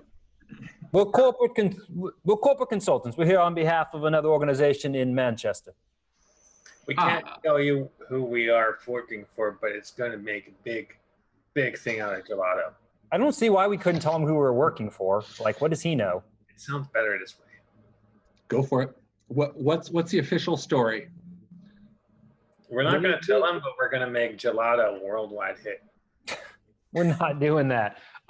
So Wait a second. what is Alex and I, my notes are bad here. What is the actual name of the organization we work for? It's the we work for the Royal Yeoman Warders, but why don't we tell them we're working for a Vurt feather company and we're recruiting talent? Since the Royal Yeoman Warders. We're here on their behalf as corporate consultants, seeking partnerships with loose entities within your borders. Jack, we're not supposed to operate outside of Manchester at all. Well, we're not supposed to tell. I mean, we're not officially with the Royal Yeoman at all. Who said we can't operate outside of Manchester? Is that like a legal thing? I don't remember that. Well, technically, it's like, actually, those are some of the clues that have been over the last since the beginning of this campaign. They've been kind of trickling in. The Royal Yeoman Warders are spreading out way farther than they should. It almost feels like a global domination thing, a global security force. Like they're spreading farther than they should. So for you, not farther than they should legally. They're not breaking any laws. They're just being kind of dicks, right? They're the fact that's why. So hang on, I'm gonna do two things. I'm gonna do spin identity, and I'm gonna use my corporate knowledge. I'm gonna think of just a random corporation that wouldn't be offensive. We're gonna say what we're doing, but we're not gonna give them the right name. And you have all the corporations as well, right? You know where they are. Yeah, I'm gonna pull out my business card. There you go. Business cards. And hang on, let me look up a corporation that we would be working for. Napalm. Work for Napalm. Everybody loves napalm. Oh. Unless what if this customs guy lost his grandma to cigarettes or something? Yeah. We're here from a technically, nap Working tech, for right? napalm filters. Yeah, I want to work for Napalm. We've already got some graphics. You know that pure robos are the only mode of being that doesn't have any negative health effects from smoking napalm filters. There's 0 negative health effects. They're the only ones. Everybody else still dies of cancer from it and shit, but they still smoke it because Okay. flesh. But robos, yeah. We're going to be working. We're here on behalf of Lovett Foods of London, seeking new sources for cattle, etc., to eat in their burgers. And you'll see, and I pull my business card out. As you see, official consultants, obviously here under corporate directive, under expense program. So please let me know what I need to do to get my group forward. We have meetings all day today, and I'll do spin identity. I will do that.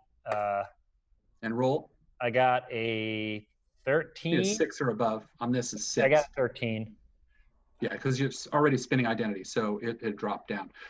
Okay, it's working. It's working.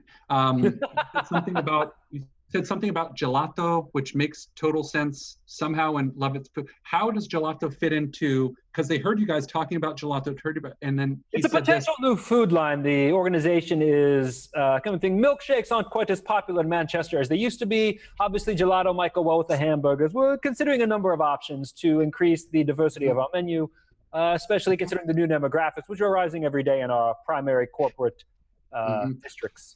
Oh, lean in real close to the guy who's like doing all the questioning. Be like, is hamburger milkshake will be very popular. Yeah. Oh no. Yeah. Tobacco and gelato flavored. We're here for Whoopies. Tobacco and gelato flavor is enough for him. The bright lights on the front of this rectangle glow a little bit and then stop. And then you hear it sounds amazing. And the gates open and you guys are out into Croma Centrale. That's right. Come to where the flavor is. The airport, which they now have several airports. Before it just used to be Fiumicino, which is over by the coast. But now they actually have, because of planes. Anyway, they're able to have where their big train stations technically are in real life.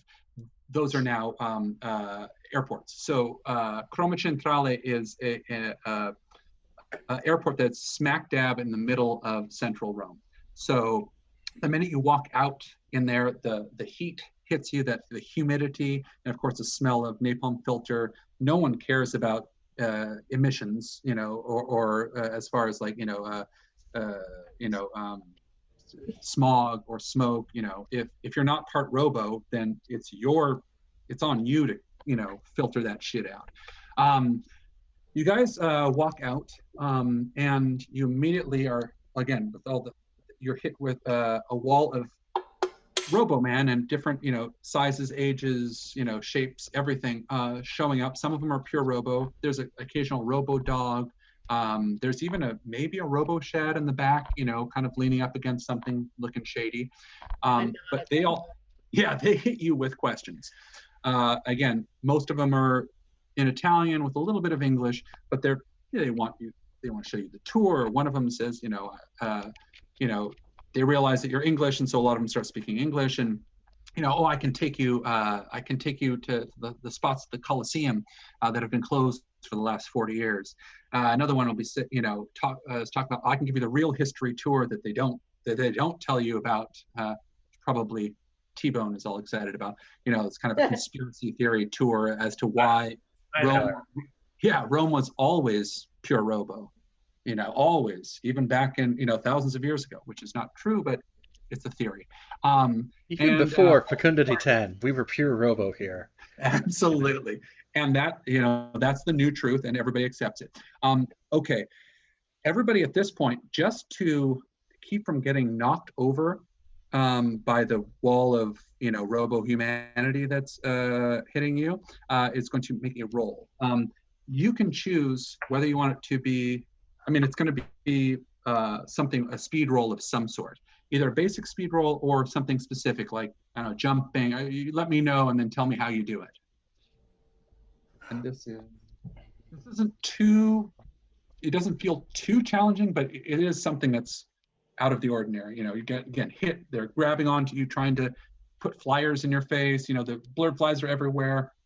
So everybody's going to roll some type of speed roll to see.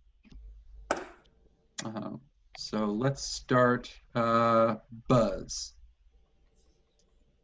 Any type of, and again, if you have something to bring it down, an asset, let me know. Yeah, I'm trying to remember if I have any assets to that. I don't think I do. I could fly. Well, I'm trained in flying. Yeah, flying. Hopefully Absolutely. I can fly away from them. So let's see what happens. Okay. I roll a 10. Okay. We'll get all the results and then I'll say what happens. Okay. Next is Engel. 12. Some type of speed. What? Yeah, I mean, he's trained in speed defense. He's used to trying to dodge around things and stuff. Okay. But he gets 12. Okay. Got it. Next is Winter. Some type of speed, dexterous roll. I'm gonna make a speed roll to like grab the clipboard from the person trying to take it from me and just like snap it with one finger and to like growl, "Get your fucking hands away from me." Nice. Yeah, if you pass this, yeah, you can win through intimidation. If you don't, yeah, go for it. Okay. So it's brought down 1 because you're trained in intimidation. Okay. I got an 11. Okay. Next is Josiah. I got a 12. I don't really have any assets here. Okay. No assets. Okay.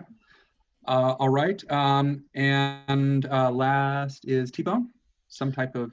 Yeah. So I've got a fight not flight where I reduce all. Is it speed defense or not? It is. Yeah. Okay. So I can use if my action is only to move, difficulty goes down by 1 step. I'm Got it. Okay. in speed defense, and I'm also trained in running. So I'm going to literally jump up and run over the crowd.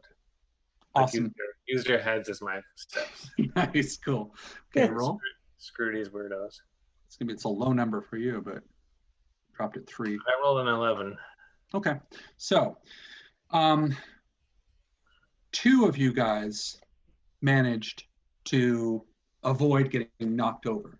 However, 3 of you guys did not. So in the confusion, one of you gets pushed over. The 2 that didn't. Rob, you got it, and Mike, you rolled a 12, correct? Yeah. And it was already dropped. You had an asset? I have speed defense training. Okay, cool. That's how it worked. Okay, yeah, because originally it was 15, then it dropped. Okay, so the 2 of you, T-Bone and Engel, are watching, almost helplessly as one of these, taxi drivers or whatever, grabs on and starts to fall. He grabs onto somebody else. Everybody, there's just no way around it. There's a big pile of people on the floor right now in front of Croma Centrale, the airport. And it's just a mess of people. You guys are trying to push them off and everything. You guys push everybody away. Fine, you're gone. The 3 of you who fell, or the 3 of you that didn't pass, that didn't do this, what ciphers do you have? What ciphers did you have? I actually sold mine because I had the the expensive feather and the record, and I was like, as soon as I get back to Manchester, I'm selling these things. Oh, you said that? Okay, that works. Did you say? I don't remember. I've got a few ciphers. I've got a little thing of Oz. I've got some Ibotenic Blart. I've got Cherry Stoner and the Treacle Mines of the Diddyman Feather. Nice. Oh shit. Okay. Diddyman. So you have 4 ciphers. Mm-hmm. Okay. And are they in order on your page there, or we'll just do it here. Just so you have, the first one is Treacle Mines Feather. Then you have what? Ibotenic Blart, Uh-huh. then Cherry Stoner, Uh-huh. and then Vaz. Okay. All right. Okay, so roll well, D4. I think you can actually on this, or No, yeah, I can't D4. do a D. Can I do a D4? Okay. I don't think I No. can do a D4. That's You right, can that's do roll a D20 and do it by fives. Yep, that's what we'll do. Exactly it. Okay. Okay. I got an 11. So a Okay. 3. Yep. Cherry Stoner is gone. One more time. Okay. 20, so a 4. Good, Vaz. Okay, so and now Vaz is gone as well. Damn it. Okay. Yep. Now, Vaz was handy. yeah. Welcome back some more. Winter, did you had nothing in your no ciphers? No, I probably had some cash on me. Okay. Okay. You feel there's something missing in your pocket because Pete, did Buzz have any I left all ciphers? ciphers at home. Any weapons? No. Anything? No, nothing. Wow. Okay. Buzz travels Let's see very that. light. He Yeah. has a baby. Yeah. I got a baby and a blurb and a head full of math and magic. Nice.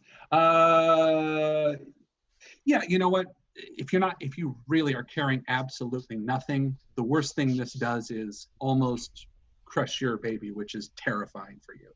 But Yeah, I lost my golden pendant when I turned it into a super magnet. That's right. Oh, That's yeah.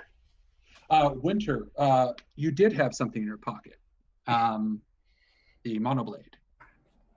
That was the one thing you brought. Now I'm going to track down whoever did it and murder them. Okay. This can be our next order of business can be exactly that. But you at this particular moment you just reached down and go, oh, it's gone. Okay, and that, by the way, that's about as real life as anything ever been in this game. You get in the middle of Rome, and you literally get pushed, and you reach down, and your shit's gone.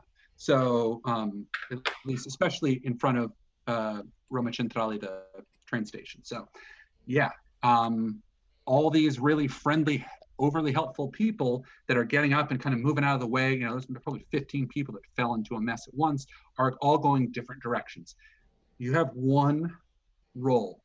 You can re-roll if you want, but you have one roll, one chance to see if you know who took your monoblade specifically. So this is going to be intimidating. I'm trained in tracking. Okay, down one to challenge. By the way, because it's just your one thing, no one else can help track. This is just you trying to track it down. So you already dropped it 1 for tracking. Anything else that'll? Let's see. Don't want to lose that monoblade. Oh, that's such a nice monoblade. I You even have smuggled it here. history with that. Yeah. Okay, so it's challenging. It's still challenging. You're looking left, right, and you're looking everywhere, trying to I've got find. targeting optics. It automatically highlights targets in my field of view. It's supposed to be an asset to ranged attack. Yeah, unfortunately, unless you want to, unless you can identify it and then you want to throw something at them, then yeah. Okay, so that's so the roll. It's challenging. You dropped it from intimidating to challenging. It's All still right. only you can do this. Spend, what is this, intellect? It is, yes. Any effort? All right. I'm going to spend 2 levels of effort. Okay, got it. Now it is difficult. It's still difficult, but maybe if anybody can do it, you can. 4. Sorry? I was trying to up to 4 points because I've got an inch. Yeah. Okay, so. Okay. So 2 levels of intellect. I'm trained in tracking, and I'm real pissed. Yep. So 12 or above, 12 or above. I got an 11, so I'm going to reroll. Reroll. And no more rerolls after this if it doesn't work, unfortunately, because it'll be just too far gone. Oh, come on. Don't lose the monoblade. Oops, that was the wrong button. Haha, 12. Nice. Okay.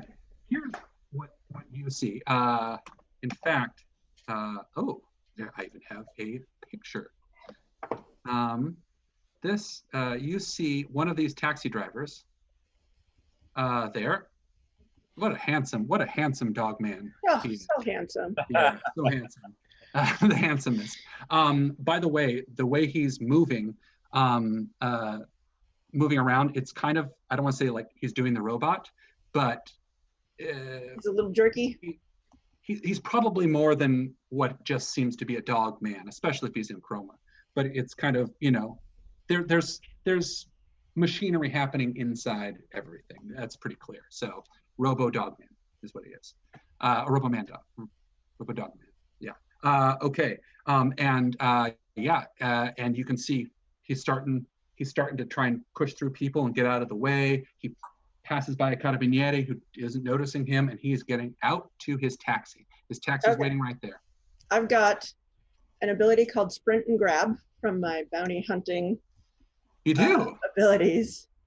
I can run a short distance and make a melee attack to grab a foe of my size or smaller. Successful means I grab them and make them stop. Can be treated as a tackle if appropriate, and it is. Awesome. Is that an ability that has a point cost? Yes, it costs 2 speed. Okay, so do that and roll just to see if you do it. To see if you land it. Basically, it's to see if you roll a 1 or a 19 or 20. But it's easy enough. I mean, it's a 6. It's a standard. You could do it unless you really messed up. Well, that's good because I got a 6. Oh, well, there it is. You tell me how, as he's touching the door handle to his taxi to open up and get away forever with the monoblade, how do you tell me what happens? I grab him by the back of the neck and slam his head into the door. Right, sure. Good. Yep. And then I lift him up. You actually hear a ding. I don't know if it's maybe a bike passing by that does a little ding, but as soon as he hits it, you hear a little ding. It's just fun. He is. He's slumps to the ground like this. He's trying to shake it up. His head is spinning. He doesn't even really know what's happened yet. So he's still. His bell has been rung.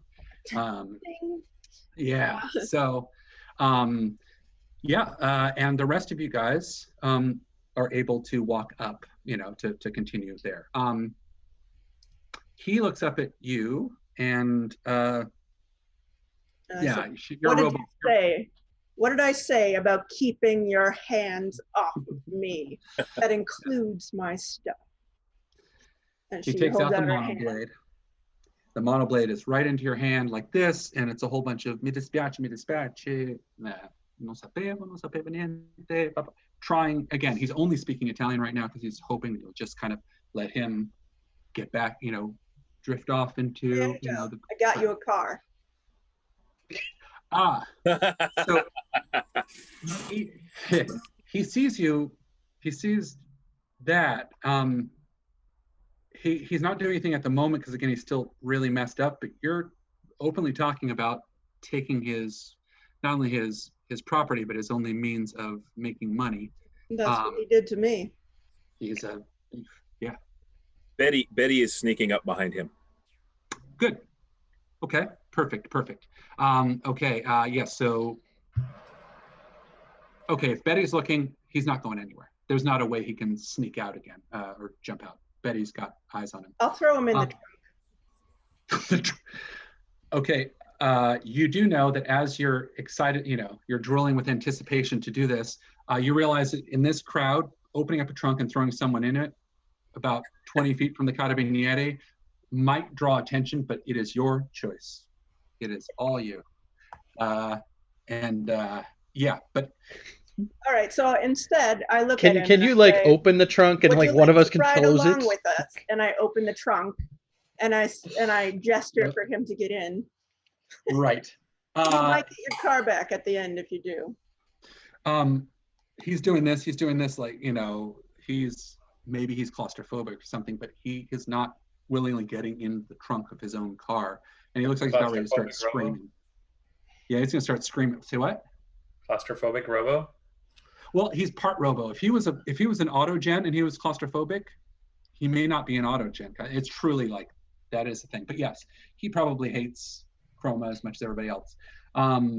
There's a crowd, of course, looking around now at this point because you've just knocked someone to the ground.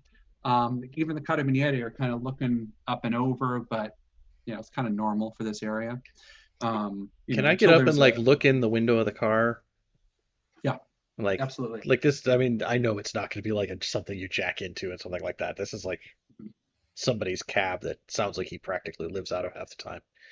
Yep, it's their equivalent of a black cab. Yeah. It's Chroma and everybody's robo, so the chances of having a car that you can jack into are probably higher here than anywhere else. Absolutely right. Absolutely right. If he wasn't the equivalent of a black cab or black cab taxi driver. I mean, by the way, they do have New X cab here as well. They have that stuff. They have the fancy, but this guy's, he's pickpocketing shit, for God's sakes. He certainly doesn't have the money to upgrade. Well, then my comment would be that I would open the driver's side door, tell him to get in, ask Winter for the monoblade, sit in the front next to him with the monoblade, and he's driving us around now. We now have a cab driver in our employ. He knows the streets. I don't have to download the maps. It's easier. No maps. Sorry, Shar, I didn't hear that last part. Since we're part robo, we can talk to him in robo. Yeah, he speaks. He probably. It's pretty clear he speaks enough English to get by. He was just trying to do that thing at the beginning that they all do when shit goes down. It's like, I don't know what's going on. I don't speak any whatever you're speaking. Speak. Come on, for shadows. Yeah. Who's speaking here? Yeah, he's whimpering because he's part dog, so you hear that kind of whine, and it's kind of involuntary. He's trying to cover it up, but it's that high pitched whine. He's scared, but he's fine. He can drive. Yeah. So he's in the front seat. Just as he gets in and you guys get in, the Carabinieri come over, kind of looking to make sure things aren't getting any worse. It looks like they aren't, and then they walk away. So you just avoid it. Now, you are in Chroma, in the middle of certainly one of the most, I think it's the second most populated, or third most populated city in the real world at this point. After, first is Manchester, then Campaldo, and then Chroma. Chroma because, again, there's 10 gazillion robos of some sort, or at least that's what it feels like. And he looks over, and again, he's not saying anything, but his eyes are kind of like, where to? I mean, you guys are in charge. So you're in the middle of Rome, or Chroma. And I'm not even going to threaten. I'm just going to like put my monoblade away, like very deliberately, because I don't need it. I'm going to turn his face into jello. Nudge Josiah and be like, okay, do you think? Do my thing. Let's see. Yeah. Well, I mean, obviously we can't just go knock on the front door of the Blackbirds, so trying to think of some in-words that we might. So this is going to be corporate knowledge. Sure. If you want to do another one of the, you can also. I'm going to look for companies that would be vendors. Like I'm going to assume that work with that like the Vici. The Vecchi. The Vecchi, sorry. The Vecchi are big enough that they have suppliers, vendors. I'm going to try to get an in with. I'm going to think through like what I've read about them. Someone who may have a direct connection. Probably looking for somewhat uninteresting vendor. Someone who's not a weapon supplier, but someone connected. Who I don't know, like clothing. I'm going to look for someone who would supply the Blackbird's official clothing. I feel like that's what you tell me again what that Blackbird official clothing looks like, and I'll let you do it for no roll. So the Blackbird's official clothing. One, like the Vici dress in all black. That's sort of one of their trademarks. So they have this very goth-esque look, but it's military inspired, but also fairly comfortable because it's cheap. These guys are revolutionaries and don't have large amounts of money. So like the default uniform for the Vici is actually a black cotton T-shirt with the Blackbird logo in like matte black. They have these really terrible Italian pant, like they're not in place. They're these Italian style, like almost slack pants they wear, which gives them a very stern look, but they don't get a lot of movement out of them. The only thing distinct about it is that each of these pants have these sort of, you can clearly tell, patched on like pouches, like Rob Liefeld style, just patches in weird places.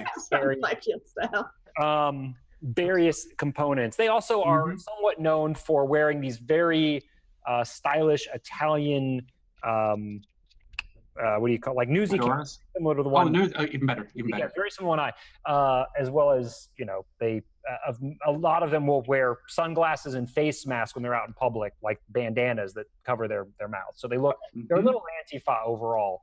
I was gonna say the all black military clothing in Rome is kind of pro-fa.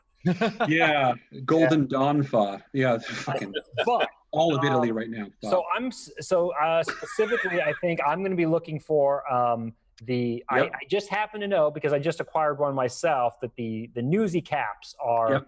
I remember I believe there's a vendor I know. It's a small hat maker, not very large. In fact, stop the taxi. It's right next to you. That is, there it is. Stop the car. Yep, and there it is. It's Fratelli Capelli, which means the Hat Brothers, or hair hat, whatever brothers.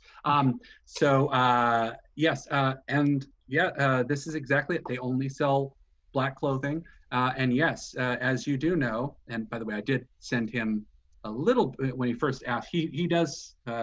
Jack's got some info that a little extra here for this for the corporate stuff. So yes, it is exactly what they dress in.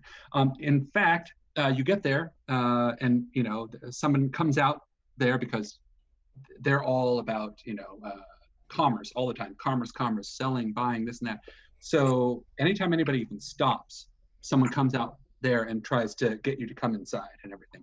And someone runs out, and it's a pure robo, kind of looks like, walking kind of like this, just pinchers for hands, look very Robbie the Robot style, but he's holding hats. And, one up here, and speaking at first in Italian, but then very quickly in English, switching over. Oh, of course, Pete. Of course you have that. And yeah, he's all red, and he's got. See, that's exactly what it looks like. so yeah, except with fedora in one hand and the newsy hat in the other, trying to get you to go back and forth. Comes up and says, this would look so perfect on you. You have a beautiful hat right now. Of course, I recognize that. That's one of ours. You have such wonderful taste. May I interest you in coming inside and checking out our other headwear? I would love to. Thank you, sir. My compatriots will all come in, just browsing. Nice. Inside, I'm a new hat since I lost my fedora. Yeah. If anybody wants to leave here with a hat, I'll just say you can, because size quadruple 55 times X. Yeah, Okay. Big. Humans get giant hat hair. Robots get hair hats. Yeah. Ooh, very good. Truth. Okay, you guys are in here. This is the point, GM intrusion. Two no-goodnics come in from outside. They're probably, they're all locals, more or less. But the two that walk in are dressed in tracksuits, not the comforting, red with white stripes, not even the, not anything that's in Manchester. These are like all multicolored, like the latest, they're silk tracksuits, and these are two Robomen, and they look identical. Maybe they're brothers or whatever. And both of them come in and they start speaking in Italian to the vendor there, chi sono quelli, but this all Italian. But they're robos. They're not trying to hide it. They're basically coming in to make a collection. It's very clear they're coming in to make a collection. They look at you guys. They look like it's a fight ready to start. And here's the GM intrusion. You can either let them push you around. Maybe they'll mess with you. Maybe they won't. It feels like they're going to insult you at the very least, if not more. Or you guys can act the way you want to act, and I'll give you an XP for What's this. I think I might have missed this, but what's the status of, like, is the Pope still around in Chroma? No, no Pope. No, in fact, all. I kind of did this on purpose. Wishful thinking. All religions. Sorry, guys. All religions are basically gone. Also, so we didn't have to ever deal with fundamentalist, fill in the blank, anything. Considering you could go into the Vurt and meet Jesus, it's probably a good idea. Pretty much, exactly. So while there is still the Vatican, it's now corporate.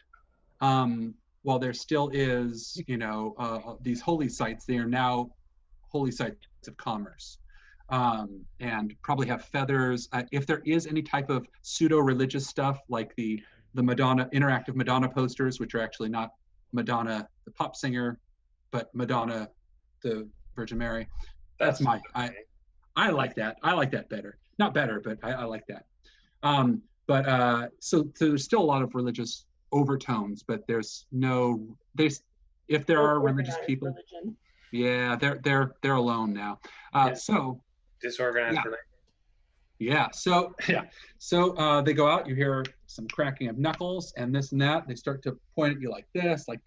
And the one, the closest, who's going to get the most offended? Winter. Without a doubt. That's the fault. That's. I was going to say the way you flip a coin for which Robo Band chat it's up on this list, right? In fact, yeah. So you would be the one getting the XP and giving the XP if you guys want to. But oh, by the way, I should have said at the very beginning, everybody, as usual, starts out with 3 XP to burn this. Okay, I forgot to. That's good. Yeah. Okay. Yeah. So if what's the choice? GM intrusion or not? I'll take it. Yeah, I figured. Who do you want to give? I took XP from everybody last time. I'm going to say that for this GM intrusion, because you guys will see how this shit's going to go down. You get a GM, you get an XP, and you have 4 XP to hand out just this once. So. Well, I hand them all out too. You. They all go to Buzz. What? Perfect. Yay. So, okay, cool. Yeah, so yes, shit is going down, and as no spoilers here as well, but this is the climax of today's session. So this is, this either ends very well or this ends very poorly today. But you guys are fighting with 2 connected locals in the middle of Chroma. But you know what? You guys are badass, so let's do this. Okay. It just means our reputation will spread further and nobody will fuck with us. Yeah. One would hope. Aren't these guys trying to shake down the clothing suppliers for a really powerful syndicate? Yes. Oh, real world knowledge. You want to roll real world knowledge even before this? Go for it. Here's somebody I got else. a 1. I don't have any. You got a 1? Yeah. You know what? They work for Wimpies. Who are these guys? I'm not skilled, but I have an 8. I rolled an 18. Do you have real world knowledge? No, I don't have any of this. Actually, you know what? Wait, do you guys? No, that was the other campaign. Nope. No one. No, these just 2 connected. No good nicks. Two Goombas coming in to get some quid from the pushover. Okay, roll for initiative. So yeah, roll. Let's see what's the order here. Initiative, but what's our battle order here? What's the speed and? I got a 20 15 that time. Okay. Oh wow. So it's so it goes Winter, then who? 1 sec. Okay, Winter got a 20. Where is Isaiah, what'd you get? Or I got a 15. 15. Okay. 11. Okay. I rolled a 9, but I'm trained in initiative. Okay. So I could have been a Okay. 12. T-Bone, Yep, are you trained in exactly. initiative too? No, I'm not. Sorry. Okay, and last but not least, we have Winter, Josiah, T-Bone, Buzz. Engel. I wound up at the end of the list. Okay. Perfect. I'm Oh, trained, thank but you I for doing rolled that. I rolled like a 5 or something. So Beautiful. Okay, thanks. Okay, so we're ready to go, and they have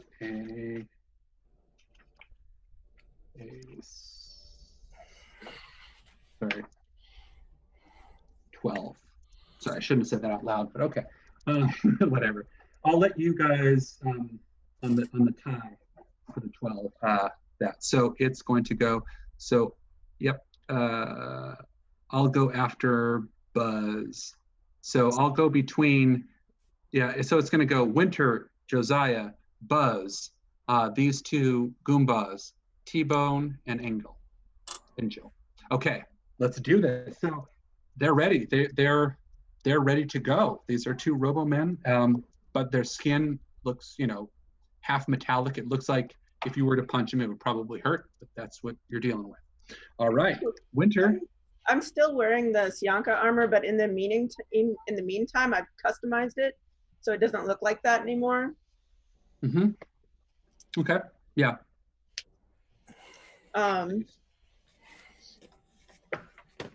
Which means I still have the brass knuckles. Yep. True. Since I don't want to just Oh, wait. straight up cut their Wait, throat. you have brass knuckles? How did you get those through customs? Well, they're part of the armor. Yeah. you got the armor through maybe I customs. Oh, they're in Yeah, the they're just like gloves. part of aren't the they? gloves. I forgot about them. Well, so did security, obviously. So if that happens again, I'll roll. I'll have you roll for it. But no, we all got lucky with that. Yeah, those gloves do have the equivalent of brass knuckles in. Yeah, they're so- just armored gloves. Mhm. Which normally wouldn't make it through security, but it did. Perfect. It was in your Okay, checked bag. There it is. Yeah. Is that Okay. Um. Okay. So yes, I am have going first. to mark the one that starts the ship as my quarry, Mm-hmm. which means I'm trained in all tasks involving following, understanding, interacting with, or fighting with that creature. Perfect. Let's just for just to keep it less confusing, one of them is named Mario, the other one's named Luigi.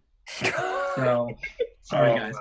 So I had to pick two Goomba names. So which one are you going after, Mario or Luigi here? Yeah, it's gonna be Mario, because everybody knows Mario's in charge. Okay. Perfect. Okay, go for it. So Mario sees you walking up with but doesn't know that your gloves have got knucks in them. What are you what you doing? So what did he do to start shit with us? He's just insulting, pointing finger like this, getting in your face, posturing. He's just posturing and all right. Well, then I'm just gonna I'm gonna say keep your fucking hands away from me, and just straight up uppercut him. Little uppercut, little chin bell. So I'm trained in this particular guy. I'm trained in. Oh, this is a bladed attack, so it doesn't count. Mm-hmm. Okay. Roll for uppercut to the chin, to the metal chin. Of course, you got metal in your hands and in your actual hands too, probably. It's a 7. Oh, you got a 7? Yeah. Okay. This guy's ducks out of the way like this. Faster than you would have expected, but you know what? Yeah. Okay, next, they both see that the shit has gone down, so now they're getting ready to fight. Josiah, what are you up to? I'm going to mind punch some fools. Nice. So cast a thing, and then Which one, Luigi or Mario? I get to do it up to 3 targets in the immediate area. So they're both going to have to get Mind it's Punch. AoE. Oh, that's great. Does it have any friendly fire? Does anybody else? Nope. Probably Yeah, wouldn't. you Would it? choose. It's targeted. I get to pick my targets. Up to 3. Excellent. Wow, that's a Mind great. Punch, your blast, mental force, no minds up to 3 targets within short range, and I just need to do an intellect roll against each target. Upon success, 4 points of intellect damage. Okay.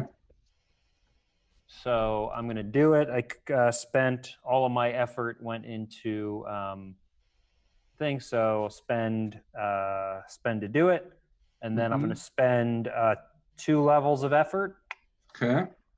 to make sure that I get them, and I'm going to roll, and I got a 12. Yes, you do. Yeah.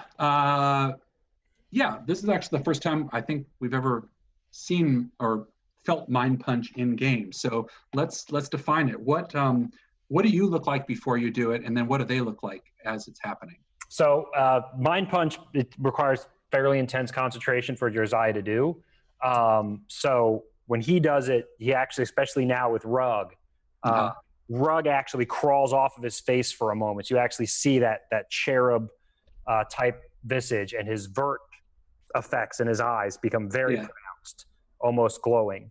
Right. And all you feel, so it's literally just like intellectual force, but Josiah is going to summon it kind of weirdly because he does it. It's like a stream of thought. Imagine hearing a book read at 1,000 words per minute, just attacking your brain. And this sort of, it almost sounds like, what's that, the type of talk in oh God, what is it? Not Gypsy.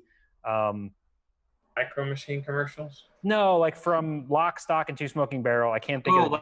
That's like Irish, isn't it? Pikey. Yeah, it sounds just like it's. Although technically you shouldn't say that. Sped up pikey. Just sped up like just all at once, and it's just like that's Josiah mind punching someone. Beauty. He's more just verbally assaulting them. They just feel so bad it hurts. Yeah. Okay, and make the did you make the I did, roll? I did 1 success, and then so the first one was a 12. I have to do it against both. The second one was a 4. I'm gonna use XP to re-roll that one, and got a 2. I'll leave that. So you can pick which one succeeded, which one failed.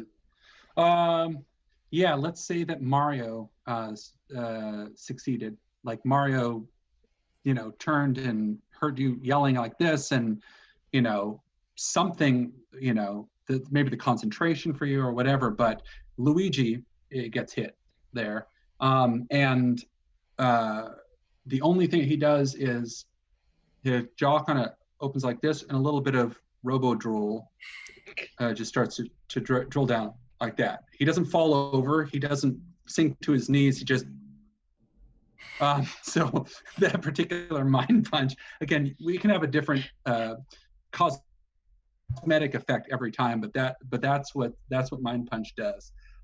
Perfect. So okay, next we've got Buzz. What you doing? So can I use hedge maths to simulate the effect of squirting Vaz on the floor? To make it slippery?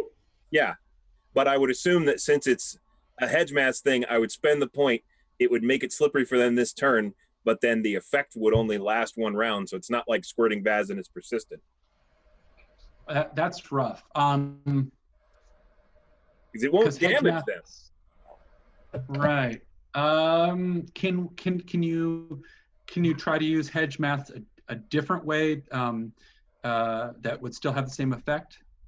And I'm thinking just so there isn't something that replaces Vaz or a cipher, at least 100%. Oh, maybe Are you trying to make them?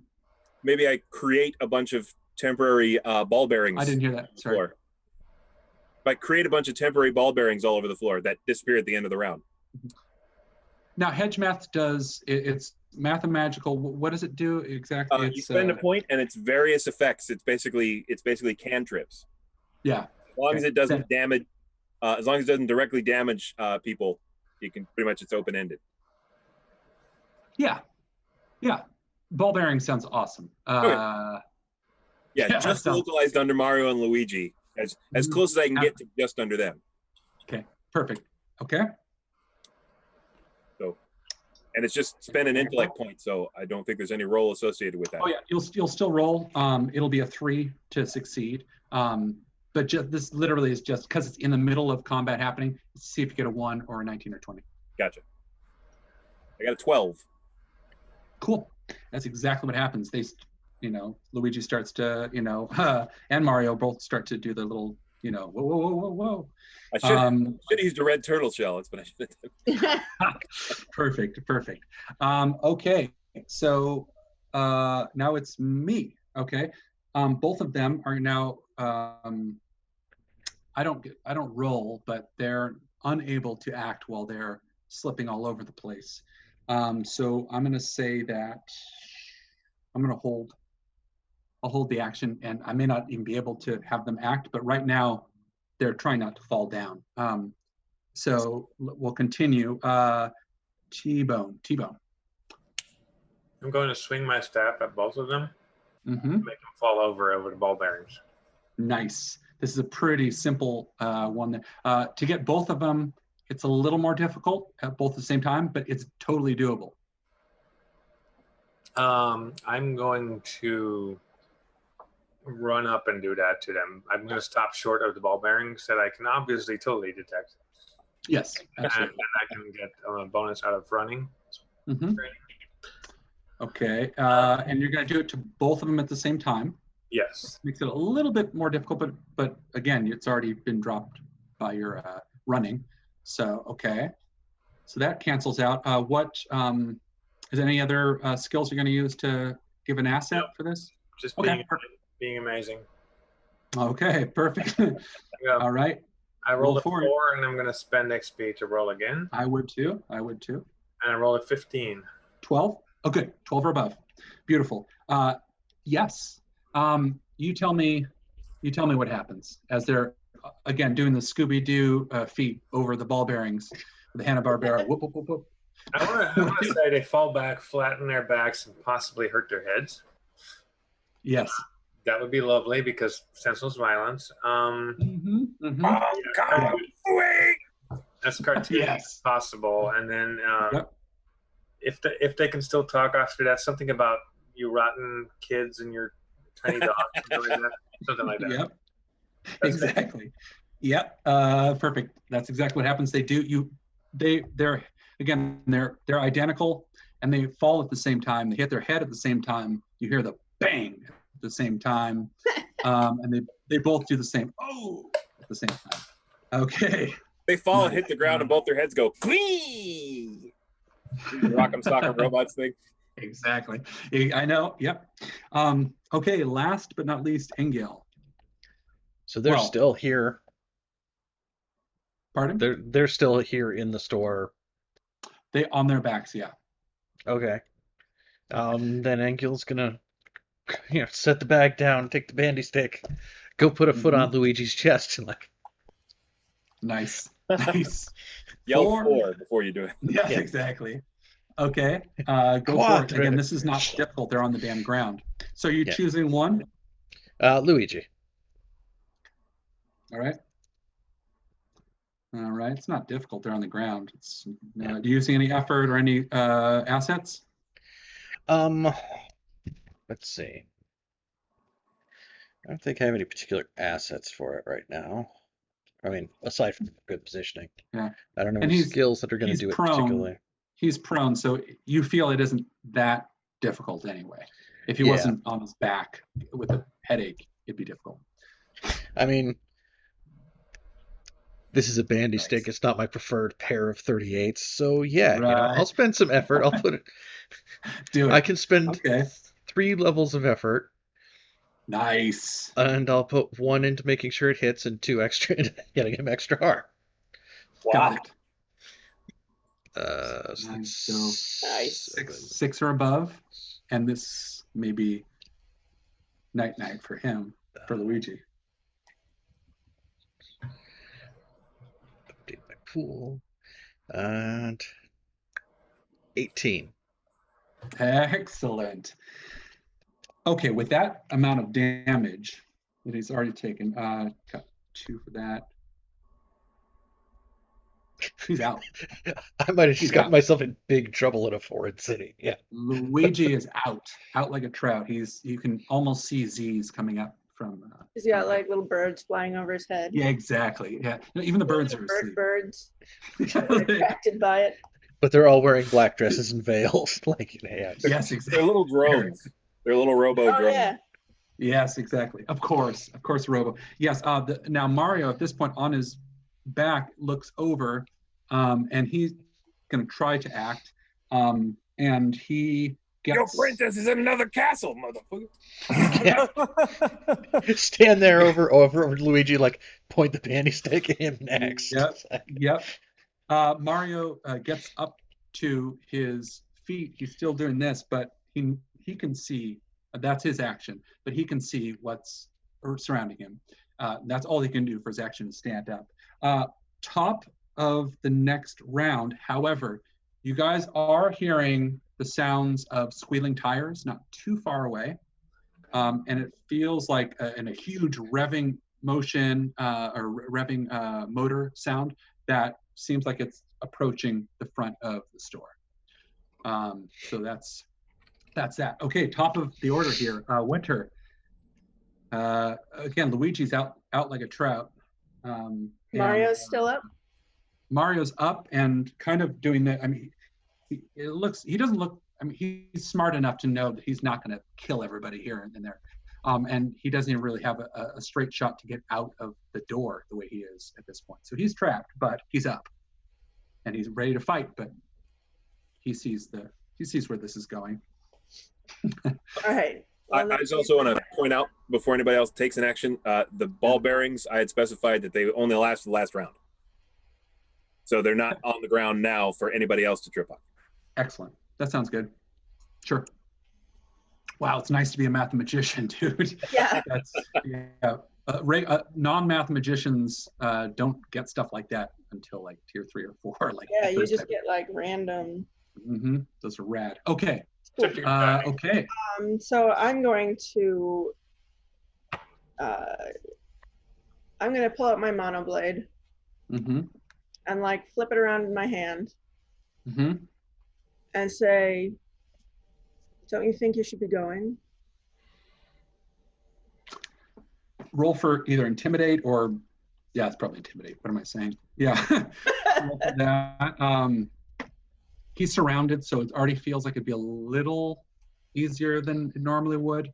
I'll give you that. That's an asset. Having 4 other people other than you surrounding him and Luigi on his back, that was an asset there. You're trained in, or you specialize? Trained in? I am trained in intimidation. Okay, so there's 2 assets. Anything else? Effort or anything like that? Quarry.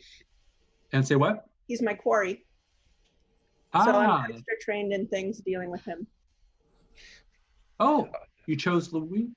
Oh no, you chose Mario. That's of course. Mario. Yeah. Absolutely. That's All right. Are any of the rest of us able to help? You guys are, just by being standing Just by around, being- okay. you get an asset. I was going to say, if standing there like shaking his brother's blood off the panty stick is going to help. Yeah, it's part of it. Yeah, yeah. The current reality is not lost on him. I Okay. I glance at the bloody bandy stick. Yep. And I like kind of nod towards Luigi and I'm like, "And take your friend with you." Mm-hmm. Nice. Roll for it.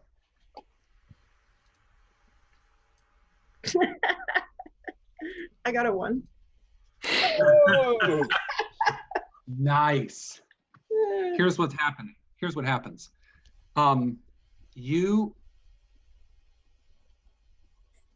Okay. Everybody else is going to roll right now a speed roll.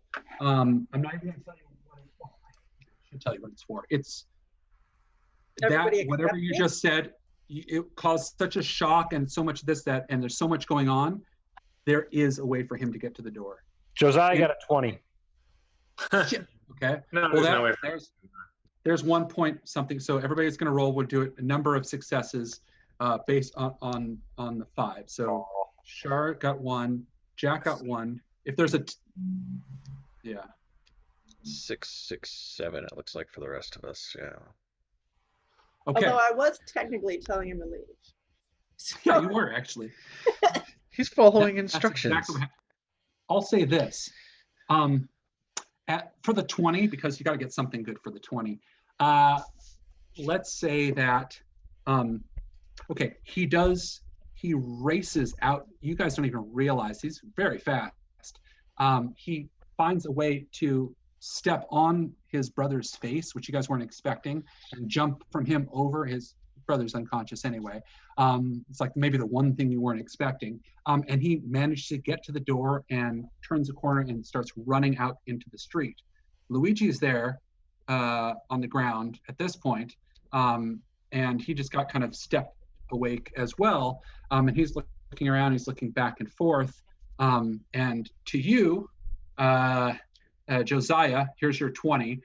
He very carefully reaches in, okay, there's blood all over his face and everything. He reaches in like this, and he hands you a card. It's a business card. And it's all in... I hand him mine. Exactly. It's all in... The muscle. What are those things? It's not CAPTCHA. It's the... Oh, like a QR code? Yeah, there Where is it's a like a little CAPTCHA. grid. Yeah. It's exactly. Yeah, it's that. You can't read it because you're not Robo and you don't have a particular like a translate or whatever thing. But it's there. It's his card. You give him your card.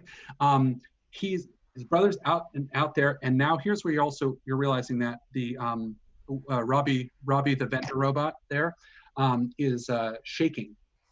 He's literally shaking back and forth behind the counter. And, shaking his head like this, he says to you, yeah. He says, do you, yeah, in a big Italian, you don't, you have no idea what you've done. Are you idiots? How could you possibly, do you know where you are? Do you know who runs this town? Blah, blah, blah, going on and on and on.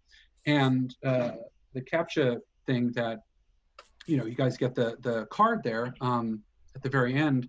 And as it kind of, and it's got a little check mark. It says, I am a robot. Yes, exactly.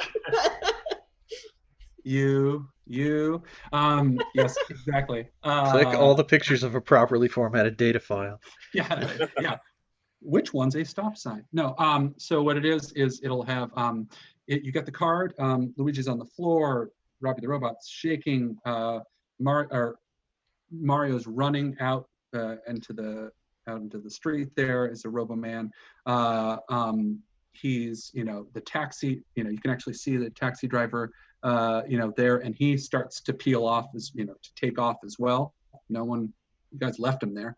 And that is the two Robos in the three Robos. Sorry, are 4 of you Robo? 4 of you have Robo? Everyone but... Everybody, Josiah. Yeah. Okay. I'm not Robo. No, T-Bone and Josiah are. Okay, so the Robos here, the 3 Robos there, as you guys are ones with those genetics, are looking through, and of course you can read it as if it's nothing. And as it fades down like this for today's session, it says very clearly, Cromerta. Oh, God damn it. You guys just picked another fight. I don't know if it's like a thing you guys like to do as players, but to be fair, they picked a fight with us. Players, we just say yes to GM intrusions, and then you make things happen. I'm just saying they probably just walking GM intrusions. Yeah. Give them your card. So the squealing tires that you guys heard, outside sounds like they just stopped outside. You don't know who it is yet, and that's where we're going to end it today. Well, I know who it's not. Yes, that's true. Yeah, it's Luigi's there on the ground, but well, it's not the tongueless, so that's a step up for us. It's not the tongueless. It's not the Don. Right. Yeah, the Don is no longer. And we can It's not Balky. We can pretend that they're them without having to go. Exactly. Yes. So cool. So that's where we'll end it today. And then when we start up next time. Again, you're in a small haberdashery, and there is a back exit.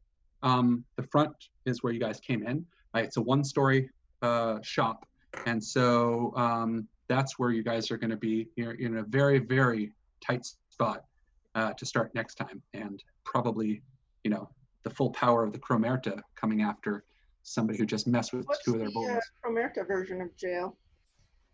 Death, I'm pretty sure. They just give you shoes. They're made of concrete, but it's just a pair of shoes. Yeah. It's called the sleepy fish.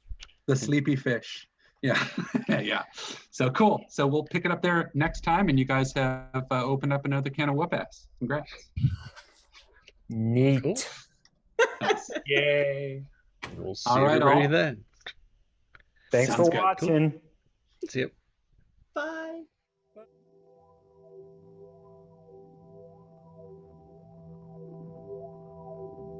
Listen up, Kettlings. Real world.